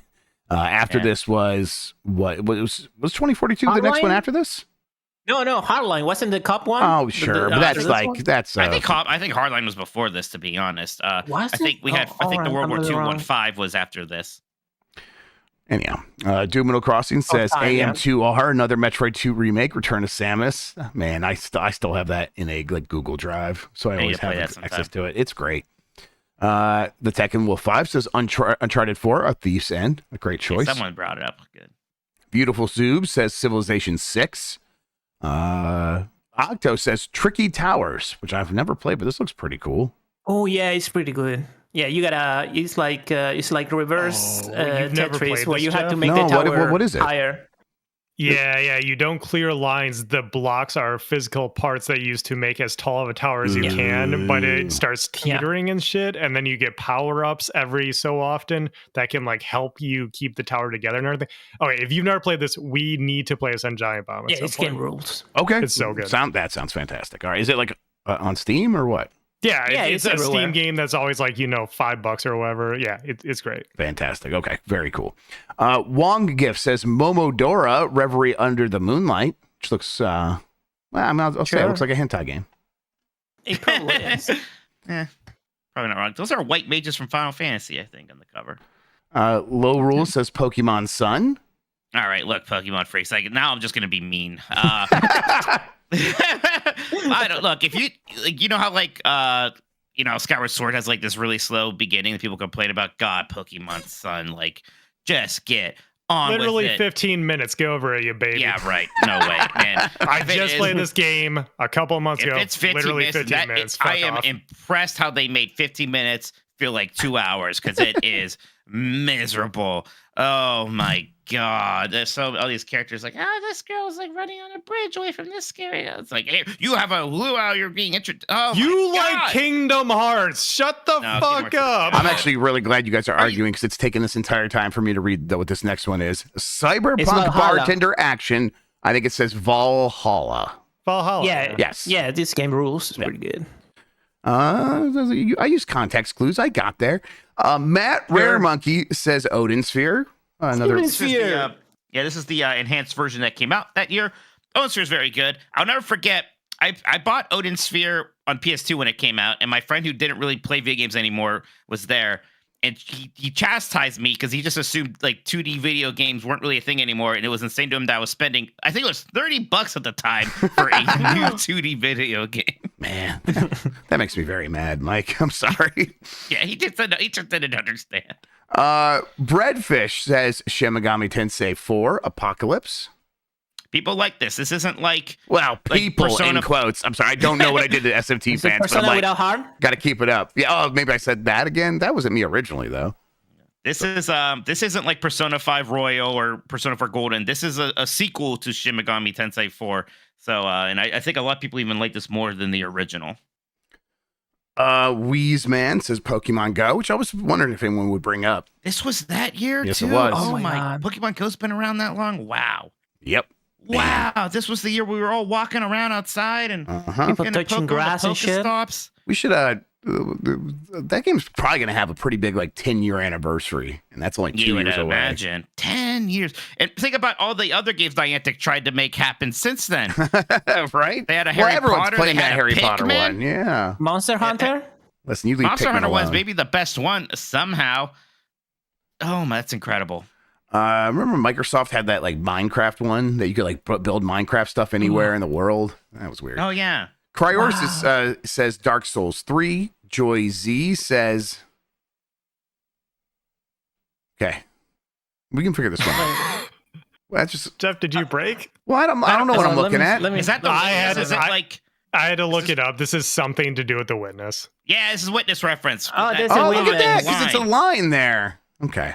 Well, it looks like a penis. Yeah, it's like it was triggering something with me. You got us. B also says Valhalla. Bugadillo says Enter the Gungeon. Really? God, oh my God. That's 8 years old. Enter the Gungeon is awesome. Input name here says Hyper Light Drifter. Anyone play that? Not here. A little bit. A little bit. Same here. I'm like, I kind of regret not playing more of it because it seems so cool. Riz Racer says Kirby Planet Robobot. Clink says The Division. Mitsurugi says Dragon Ball Xenoverse 2. No. Is it No. Dragon Ball X? What? Ace Universe. No, but I mean, no, you're not allowed to put that game out there. Isaac Clark says Lucky's Tale. That's a cute game. I like it. It's a cute enough game that got completely fucking lapped by Astrobot Rescue Mission in terms of virtual reality 3D platformers. Teriyaki Blues says The Witness. Big Tony, the Final Fantasy guy, says Gears of War 4. What do Gears people think of Gears of War 4? Because this one I stopped. Know. After Gears 3, I was like, I kind of had my fill of Gears for a while. I know people like Gears 5. I guess I'm not exactly sure what people think of 4. I have no idea. Willow Davis says, oh, that's right. I'm just going to read the fucking text. Okay. All right. I don't think that's Abigail's original spray. I think there's something funny going on Valley, here. Are you sure about that? And Are it's you sure about Abigail with massive cleavage. It looks like Tifa levels here. Respectfully. I see what you've done. Well, here, and then Daisy Man 2 says, this Final Fantasy... This will be Fire Emblem Fates. Yeah, right? Yeah. Yeah, which was good. It just wasn't quite as good as Awakening. Camilla's pretty good, though. Yeah, people like Camilla. Imagine that. Adam GC, I think this is Pokemon Go. Yeah. Is it another Witness thing, or is it Pokemon? That's a Pokemon Go. Yes. It's a Pokestop. Okay, good. Got it. Laser Wolf says Uncharted 4, A Thief's End. DMC Depressed Me Crying says Planet Robobot. Vision 49 says Doom. Allie Miracle says Vagina Bones. Bones! Oh my God! Is this the year that Sharp F? What's his name? Fire Emblem Sharp it's FE. FE Sharp. Mirage Sessions. Tokyo Mirage Sessions. Sharp FE. Tokyo Mirage Sessions. There you go. Jeff gets the point. Yay! It is funny, like knowing that somebody had to go in there, like frame by frame, kind of scrub out those vagina bones. And then somebody got mad about it. Do you think the person that scrubbed him out knows people got mad about it, or they're like just doing a job? I hope they know. I hope they know too. I hope that they know. Adam Asleep says Firewatch. Tears of the Boomer Pal 2077 says Grow Up. That was Tam's favorite game. Yeah. Look, I'm sorry to go back. I can't believe I've been thinking about vagina bones for 8 years. Yeah, okay, the vagina bones has just been something rattling around my brain for 8 years now. That's not healthy. It's not great because it's also like a go-to joke for me, and it's like, oh no, that's really old now. Jesus. Dougman says Don Bradman Cricket for the Xbox One. Hell yeah, we should play some Don Bradman Cricket. We should play this. We should play the rugby game. I would like to play some of these off-brand sports. I like how Cricket is the only game getting games that had the same title as like Sega Genesis sport games. And it looks like it could straight up just be a Sega Genesis cover too. It literally does. That's like Tommy LaRusse's baseball right there. Turbo Sean says Titanfall 2. And then Butlerian Jihadist Jihadist says, I don't know. What is this? That is Oxenfree. Yeah, okay, Oxenfree, right. The radio tuning thing. Okay. I just don't want to let this year go without giving a shout out to this neat little game. Yeah, I know people really do like Oxenfree. Did you ever play Oxenfree 2, Christian? Do you like that? No, I never got around to play that one. But the first one I love is pretty good. I remember the dialogue of this game being like very real, like very this is like it's what it no gets other credit games for. like people don't talk like in video games, so I really like that. All right. That means our list is, are we adding anything to Overwatch, Titanfall 2, Uncharted 4, Thief's End, Doom, Hitman 2016, The Witness, Firewatch, and Stardew Valley? It's like, I don't know. It's like I could list things. I'd be lying if I really thought that they were going to make it in over some of these other I think that's ones. the thing. It's like we already have a pretty like competitive list as it is. Like right. And a lot of them are games that people did mention on here. Like, pardon me, what's the throw Planet Robobot on there? Sure, but it doesn't. It's probably not happening.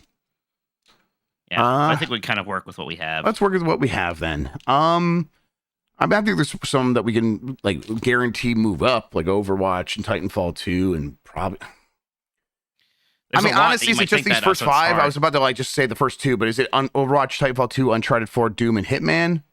What are the other ones that wouldn't make it then? The Witness, Firewatch, and Stardew Valley. Okay, Stardew Valley. You want to get Stardew Valley on there somewhere?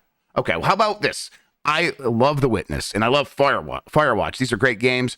I don't much feel the need to force them on this list, especially when like they were not in my top 3, and my top 3 from that year are here, and I'm looking at them. So I'm just gonna move these off.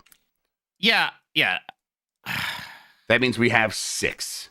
Yeah, it's hard because like I don't want Stardew Valley off, and yet I'm having a hard time like, oh, which one would I get rid of for it? Which one would I get rid of for it? I mean, this will be a year where all 6 of these games I've spent a lot of time with, and I think I've, the ones you can beat, I've beaten. Except I think I did abandon my run to Stardew Valley at some point, but I still played a ton of it. Let's figure out what's number 1 first. Let's do that because I think we're going to be fighting. There's going to be 2 games fighting for the 5th spot. Then we'll figure it out that way. I would put forth that Titanfall 2 is the best game. But that's mostly me playing on hoping that you're negative, not negative, but you're like waning feelings of Overwatch will like let me make that happen. Yeah, it's hard because I really I know, liked man, I know, Overwatch and I did time. too. I did like that's what I'm saying. Like I know it's deserving of number 1 in a lot of ways. I just think I like Overwatch more. I think you and I think our community likes Titanfall 2 more. We can do Titanfall 2 at number 1. Yeah, and I just think like we put out a list today. It's like for me, Titanfall 2 looks right there. I think, 10 more years from now, we might be able to look back and be like, no, Overwatch actually goes back up. But in this moment, I think Titanfall 2 feels it's right. It's not some like super painful thing for me. I like Titanfall 2 a lot. But yeah, then Overwatch 2. Yep. Overwatch 1. Yeah, there. Well, Overwatch at 2, yes. Then Hitman, right? Yes, I mean, please, yeah, I think so. It's fantastic. I mean, it's a game of the year. Like honestly, I think my game of the year list at the time was Titanfall 2, Doom, and then Hitman. And at any moment, any one of those could be. Well, it would probably go back and forth between Hitman and Titanfall 2, and then Doom is kind of floating around there. Can we talk about like how they released like Hitman 2016? How cool was the episodic stuff? Every time, like every couple of months, a new map and that's right. Yeah, they didn't release it all at once. It was a whole year event. Yep. At least for me. Also, like seeing other people people jump on making content. It was really cool. It was really cool. It was such a cool experiment that worked. And of course, they abandoned it eventually. Like Square Enix lost the faith. And then when they're on their own, like they just didn't, that wouldn't be financially reasonable. But it was really cool when it did happen. I see where this is going, and it's hurting me a little bit. What do you think should be number 4, though? I think Doom should be number 4, but I'm okay with any of these 3, Mike. I really am. I like all of them. Yeah. Okay. Let me just. All right. Well, first off, put Doom 2016 next to that name because it's gonna, drive me crazy. I think a lot of people chat, and I get it, want me to get rid of Uncharted 4. And man, this kind of goes back to what I always say about Uncharted 4, where somehow I feel like this game is underrated. Part of it is like I think a lot of people have just kind of gotten over Uncharted 4 in a way that I haven't. That is what happened, general. Because like Uncharted 4 comes out, it's really great. And then even like a lot of people who I'm like, oh, you're huge Naughty Dog fans. Can you not wait for the next Uncharted? And they're like, no, there's not going to be another Uncharted. And I'm like, that doesn't bother you? Like, what? That bothers me, and I don't care about that series. It is such a good game, and it came out as it's. I can't do it, Jeff. So you're gonna maybe have to be the one to tell me that you think Uncharted 4 should be off the list. Because the problem is, I absolutely think that Doom and Stardew Valley should be on the list. I think all 3 games should be on the list, but also below the 3 games we already have. So like, I'm just incapable. I'm just kind of deadlocked here. All right. If I do this, it's Doom at 4. Just get that out of the way. And then, Mike, I put Uncharted 4 up on 5, I think, but I don't know. I somehow, I wanted to, and I somehow feel more wrong in some ways not having Stardew Valley. I know you're right. Not having Stardew Valley on the list looks weirder than not having Uncharted. Yeah, it just does. Yeah, it just does. Yeah, what a good year. It's a good year. We're leaving Uncharted off. Yeah. I hate that. Can we do this? Can we put Stardew Valley even above Doom, actually? Yeah, we can do that. Definitely. I think I actually do want to do that. Yeah, that looks... It's just so hard because, like, it just has to be would you give me Uncharted 4 instead of Doom? What would you think of that? I mean, I don't love it, but I don't hate it either. I don't, because I love Uncharted 4. I really do. Man, Doom is just clearly like an important game, in a way that Doom is just like, man, you start playing that. It just, and it's so good. I was just pausing it there. Everyone don't freak out. I agree that you probably can't do it.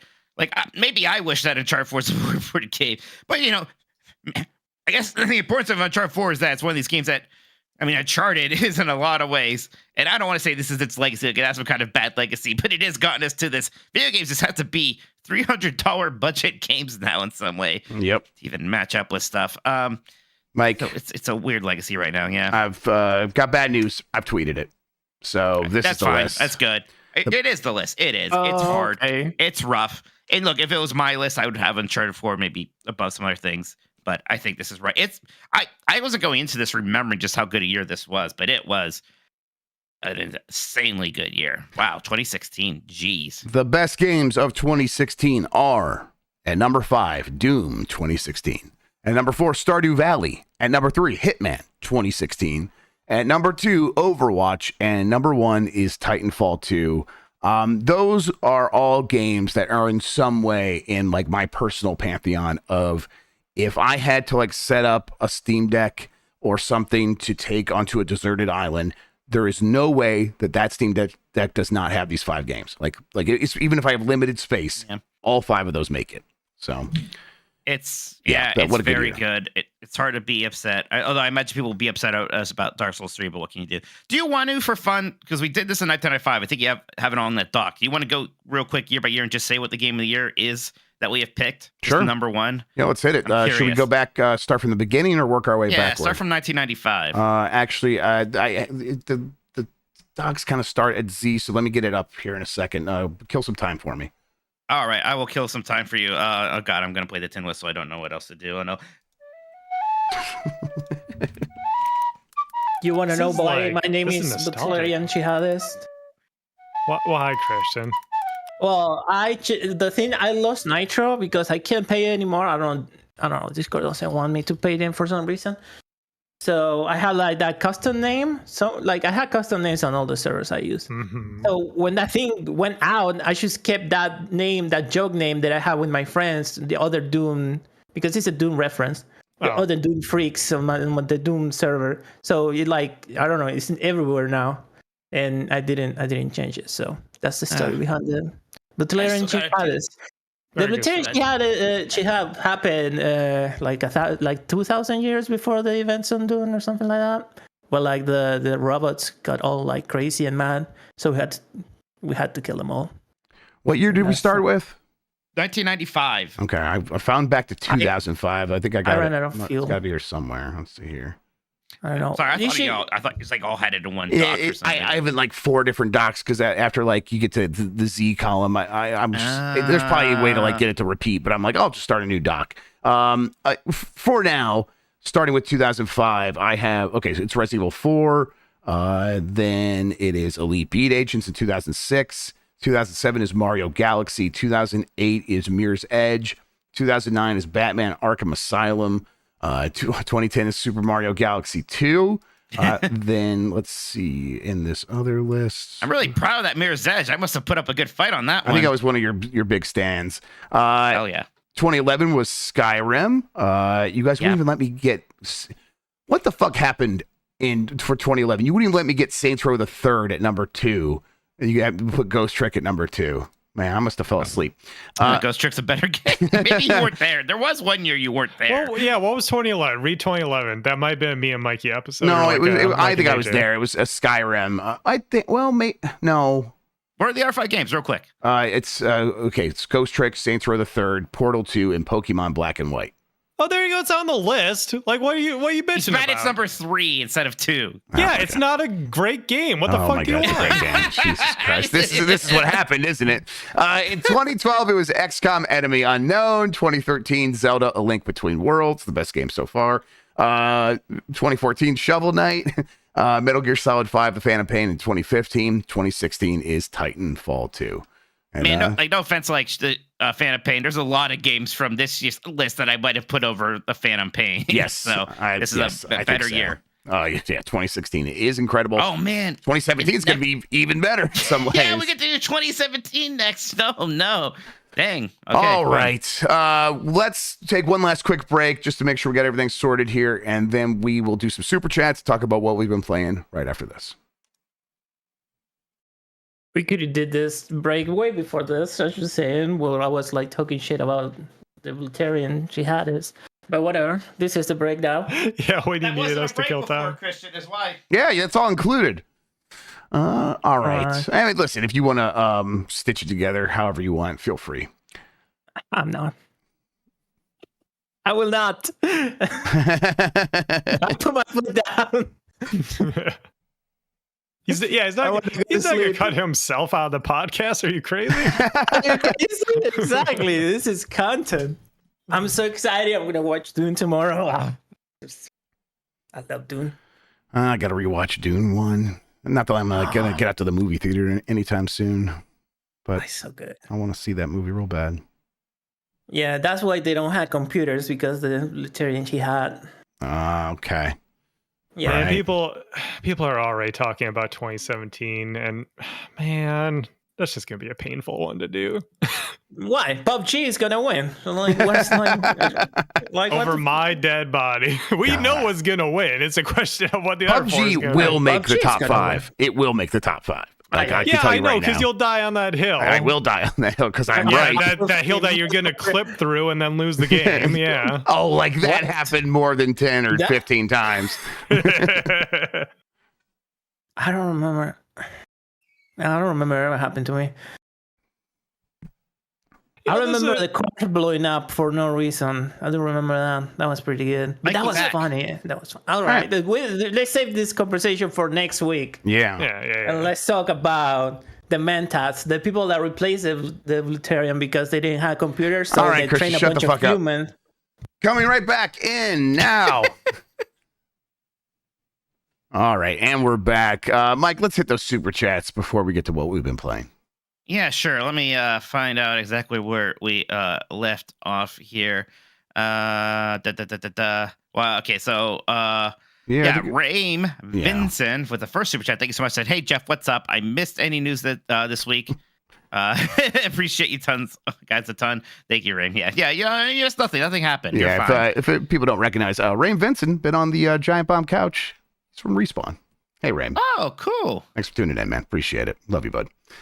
Burrito says for 2016 Deus Ex Mankind Divided. I had to get it out there. Underrated gem. You know, I like everyone else, even though I loved Human Revolution, I just never played a second of Mankind Divided for some reason. Yeah, really I don't think I've ever touched it. Yeah, it was just a busy year. I was just playing other clearly things. just a busy year, wasn't it? And it just it seemed like there was a lack of excitement for it. So I was like, I guess I don't need to play that. I don't know. There was all the games that we put in our list were like part of the zeitgeist, right? Like even like, Titanfall 2 didn't take over the world, but it was like, I have to tell people about this. I was part of my zeitgeist. Then Overwatch and Hitman, Stardew Valley and Doom all had some conversation happening around them. And it's like Deus Ex just did not. And so it was so easy to ignore, and I must have ignored it. Eden says, writing in to say Apex sent out a new survey to players this week. That's a lot of questions about single-player Apex / Titanfall 2 content, which they said didn't make enough money at that time a few years ago when they tried it. Yeah, I mean, I think there are going to be a lot of like, hey, thinking about what's next. How can we shift things up? So hopefully everything's back on the table. I like Mike's idea of taking what happened with the Star Wars first-person shooter so far and doing something else with it. I hope that's possible. Curtis Tate says, Jeff and Mike, what is your most memorable and/or favorite gaming-related memory from your childhood? I mean, the earliest stuff was NES stuff. Watching my brother play Mega Man or playing other games like that myself. A lot of Mega Man, Disney games, and Mario at that time. Whenever my brother played Mega Man, whenever the Capcom logo came up, I would get really excited and go, Capcom! Oh, God, yeah. Apparently it's some cute thing that everybody, my parents liked and whatnot. So that's kind of the big one for me. Mine's the typical stuff of like getting the NES for my 5th birthday that I've talked about before. That one really sticks out. But No, there's a ton of just like playing games we had a finished basement, so just like having this like little gamer dungeon as a kid that I could go down to play video games whenever I want, and it was nice and cool down there. So it's like even in the summer, it was like this great retreat from the sun when we got done playing outside. And those feelings are very, very nostalgic for me. That's a very special place in my heart for that. In my childhood home, like my first room, this is like the home I like was in from baby till about 5 when we moved. Like there was a wall that had a bunch of these Mario stickers on. They're kind of big stickers, right? Oh, that's cool. And I loved them. I was just thinking about today. It was like the first time in my life I thought about them. And it occurred to me because I haven't thought about them in a while. Like, those didn't like just grow on the wall. My parents like knew I liked Mario and got those for me and put them on the wall for me. That was really nice of them. That's cool. I appreciate them. That was great. It's funny. Like even then, it was like, what does Mike like? He likes video games, right? When I was like 3, it's just I liked video games and Disney. People, it's just always been that way. Michael Cortez says Microsoft really couldn't let them buy themselves loves out before they gutted them last month. Oh, anyways, keep up the great work, y'all. Love the show. Well, they closed a studio last month. I don't think they fired anyone from Toys for Bob. I forget. No, they did. Exactly sure. Toys for Bob was hit by the layoffs. Yes, I don't know if it was like weird. I don't know if gutted is correct, but they were definitely significantly hit by it. Prophecy 02 says the secret best Pokemon like World of Final Fantasy is one of my favorite games with Final Fantasy's title. It also came out in 2016. I remembered our old editor, Jason Wilson, actually liked World of Final Fantasy a lot. It's a game that I and a lot of other people forget about, but it had like the classic ATB battle system. It's like all these chibi characters, which I think whenever you do that, you kind of run the risk of your game seeming unimportant. I think that's just what happened with Persona Tactica not too long ago. But yeah, maybe someday I'll check that one out, actually. Nintendo's Pokemon Go was 2016, and also Watch Dogs 2. I think Watch Dogs 2 is okay. Yeah. Not going to rate that the year. Best one, right? Yeah, I think so. Probably. I mean, it definitely course corrected because the first Watch Dogs took itself very seriously. Right. And this one, like everything else around this time, was kind of joking it up a lot more. But I think that was probably the right move. Watch Dogs Legion is kind of like, why are we even doing this? Is kind of how I felt at that point. Right. Watch Dogs Legion, like, what is this? What's this game? I don't even know anymore. Does anybody know? I don't know. Connor Wood says Picross 3D round 2. Dang it. You're a Picross freak. I mean, we talked about Picross 3D last time, I think. Here round 2 is just as good. It really is great. Oh, we talked about it because of the DS Hidden Gems recently. That's right. That's right. Yes. Okay, that makes sense. One. Dunn says, after seeing Mike overcome both Dan and Shinnok, I'm happy to fund his next pack of Lorcana. Love the show. Thank you, Dunn. And Dunn, I can't wait to get more Lorcana cards. We finally played a game with my brother not too long ago, and we were just using our starter decks with all the DuckTales cards, and then I'm like, yeah, this game's fun. I want to play more Lorcana. Has Disney noticed? Are you guys influencers yet? I don't think they noticed just yet, although any minute now, though. I think it's gonna happen.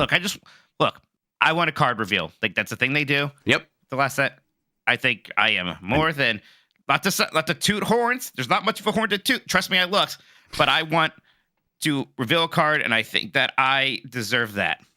I think you deserve it too.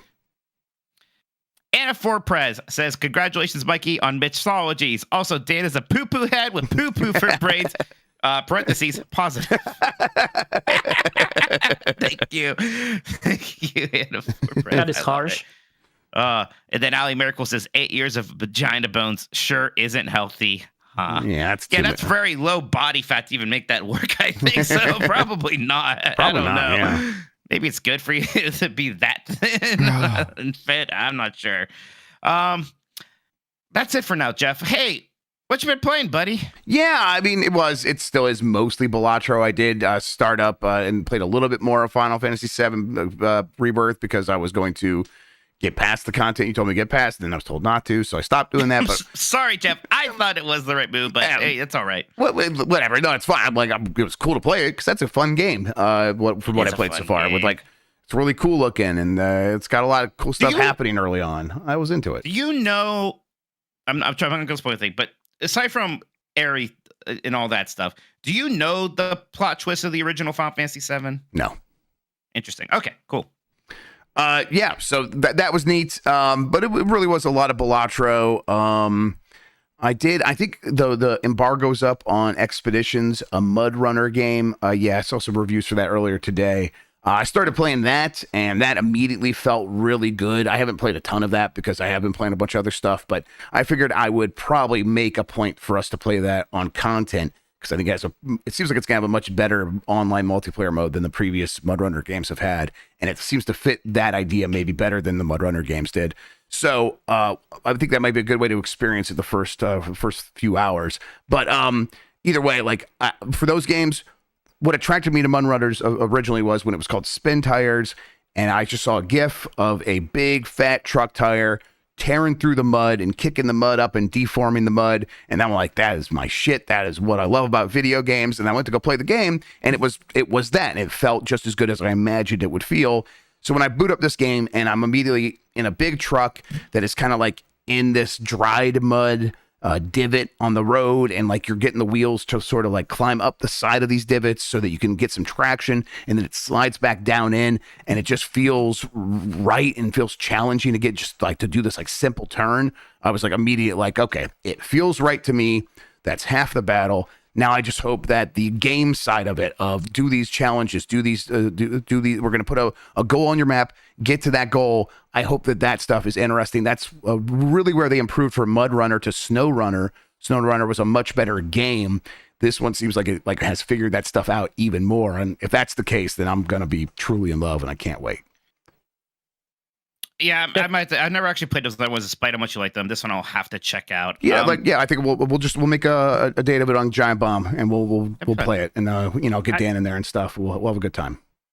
Are you playing on with Christian. Wheel, or are you playing it on the wheel? I know you have a wheel, but I will get the wheel set up. Yeah, but right now I actually just booted up on the Steam Deck because I'm like, hey, SnowRunner ran pretty well in there. I bet, and I think this game's coming out on Switch, so I bet this game runs great on Steam Deck, and it did. It runs flawlessly. So. Cool. Yeah, I've been playing it there mostly just so I could get in there.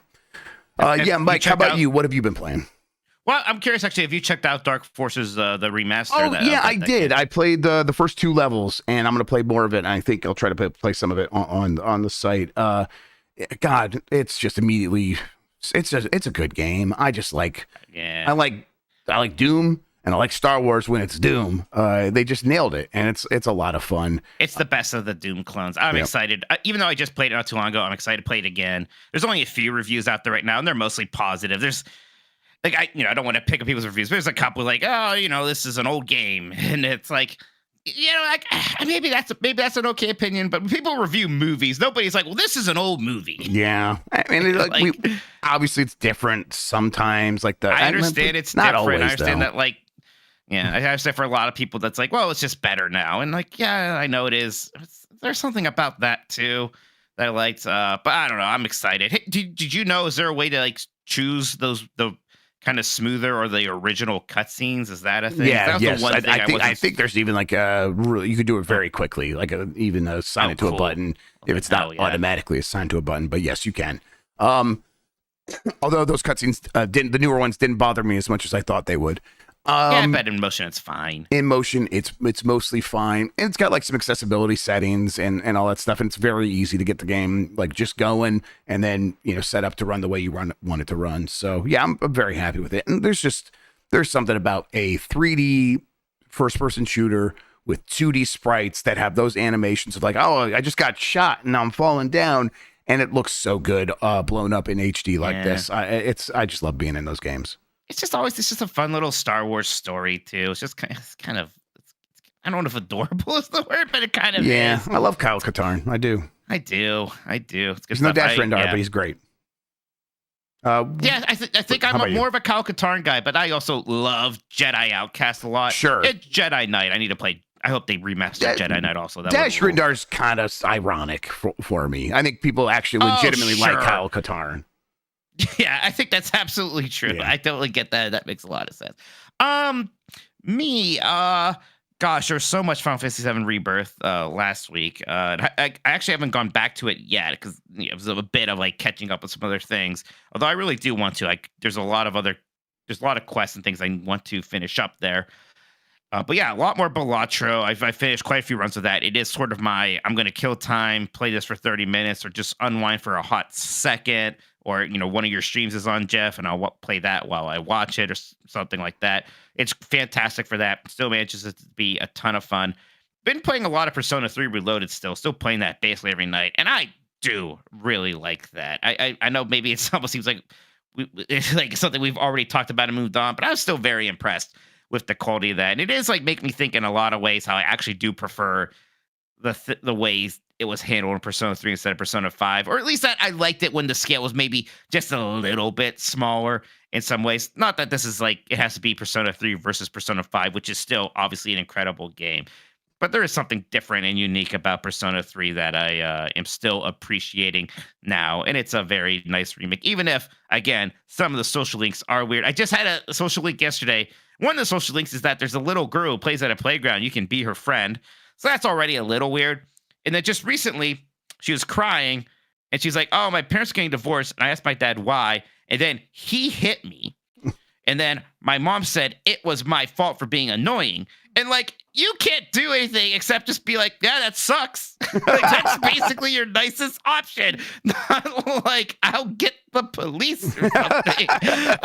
So it's like, well, bye. I'm like, okay, it's just really weird the way you interact with these very tense or weird problems that your quote unquote friends have. They get to a point where it's like Persona 4 and 5 still have a lot of these personal interactions, but they do handle it more maturely. I don't know, like, maybe it's hard to say. Now I'm kind of curious because it has been a while since I played Persona 4. I'm like, are Persona 4 social links better? Let's be clear, not all of them are like that. There's still a lot of good social links in this game. Yeah, of course. I'm not suggesting that. Yeah. I think they became less dark, like in they thematically. did become less dark. Okay, maybe that's how you more solve like it. cheery, more like friend. We're all friends. Let's just hang out and have adventures type deal. It's still pretty dark, but yeah. Plus, like in Persona 3, the girl party members could be social links because it was only a dating thing, and they at least made it so you don't have to date them to finish the social link, which is a thing. But the guys don't have their own social links. And 4 and forward, all of the guys do also. So a lot of your social links are just your party members in 4 and 5. There's a lot more still, but they're taking up a lot of those slots. Fair enough. Hey guys, I got a little bit of news here before we get out of here. Hit me. Oh. Bandai Namco has just announced Ridge Racer. No. 30th anniversary. Told you, Mike. Concert event happening in July. But where's the concert at? Can I go? Hey, gotta fly Mikey out to Japan. All right, here we go. Honestly, like, I'm like, sure, I wish there's more, but like, that concert's gonna fucking rule. That might be the best concert ever. And Jeff, I mean, we haven't got an update from you, but hey, do you think this is where they're going to finally announce that big Ridge Racer project? I can't comment on an active investigation, so. Okay, so ongoing. Hey, Greg Miller responded to your top 5. Just say, grow up. What do you think it is he's upset about? Do you think he's talking about the game Grow Up? Is there a game called? Oh, right. We did just talk about that. We need to finish the podcast right now. Incredible. I'm looking up information for this. Ridge Racer is going to be 30. They should do something with Ridge Racer. They should do something with Ridge Racer. Absolutely. Do we have any other super chats, Mike? I think we're all caught up, right? Yeah. I think we're actually caught up. I'll double check, but no, I think we're good. We are good. Last one was about vagina bones. Last one was about vagina bones. The next one is probably going to be about vagina bones. That's because you're listening to Game Mess Decides with me, Jeff Grubb, and Mike Minotti. Mike Minotti, I know you got a trip happening, all that stuff. You looking forward to anything in particular for your little excursion? I don't know. Sometimes you simply know when you just recorded the worst podcast in history. That's right. Sometimes you simply know. Why is Ash guy saying you have to come get him? You guys you're recording tonight. Because our dad's picking us up so early that he's just gonna stay here, so like my dad doesn't wake up his family. Oh, like, incredible! My dad likes to get to the airport very early. Apparently, it's a little obnoxious, but like, all right, fine. Better than late. It's better than late, Yeah, for sure. it doesn't bother me. Steph doesn't like getting there too early. But I'm like, when I'm traveling alone, I'm like, if I'm there 4 or 5 hours early, that doesn't even bother me a little bit. It never happens when you're going to the airport with me. Usually you're kind of late and I get worried. Well, but yeah. Sure. Listen, I'll get there. I'll get there when I get there. If I'm traveling for work, it's like, I missed something. Work will pay for it. I'm all right. Yeah, I'll get you. I gotta do a couple things. I'll let you know when I'm on my way. Don't worry. We're going to be 3 hours early to a 7 a.m. flight. You know, they don't open the ticket counters until like 2 hours before the first flight or something. We're just going to have to sit in like the entrance area. We can't even get to the terminal probably or the gate. Oh, well. Now, it's a lowercase u on the up, and there's a period after it. So he is just telling us to grow up. What is Miller upset? I mean, he likes Uncharted, right? I think he might be making a double entendre there. I don't know. Okay. I like Uncharted. Uncharted is very good. Absolutely. This weekend, I am looking forward to just relax. I'm going to just go to sleep. I haven't been burning it at both ends, and I'm going to stop that this weekend and just relax. There you go. All right, everybody. Thanks for listening. Until next time, have a good one. Take care of yourself, and goodbye. Bye. Welcome to next week's. Sorry about that.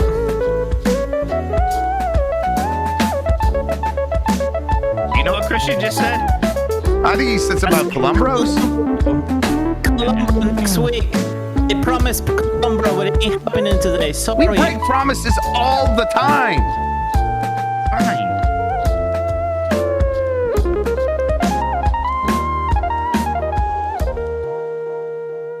He can fuck the fuck off. I don't get horny. I stay horny. What?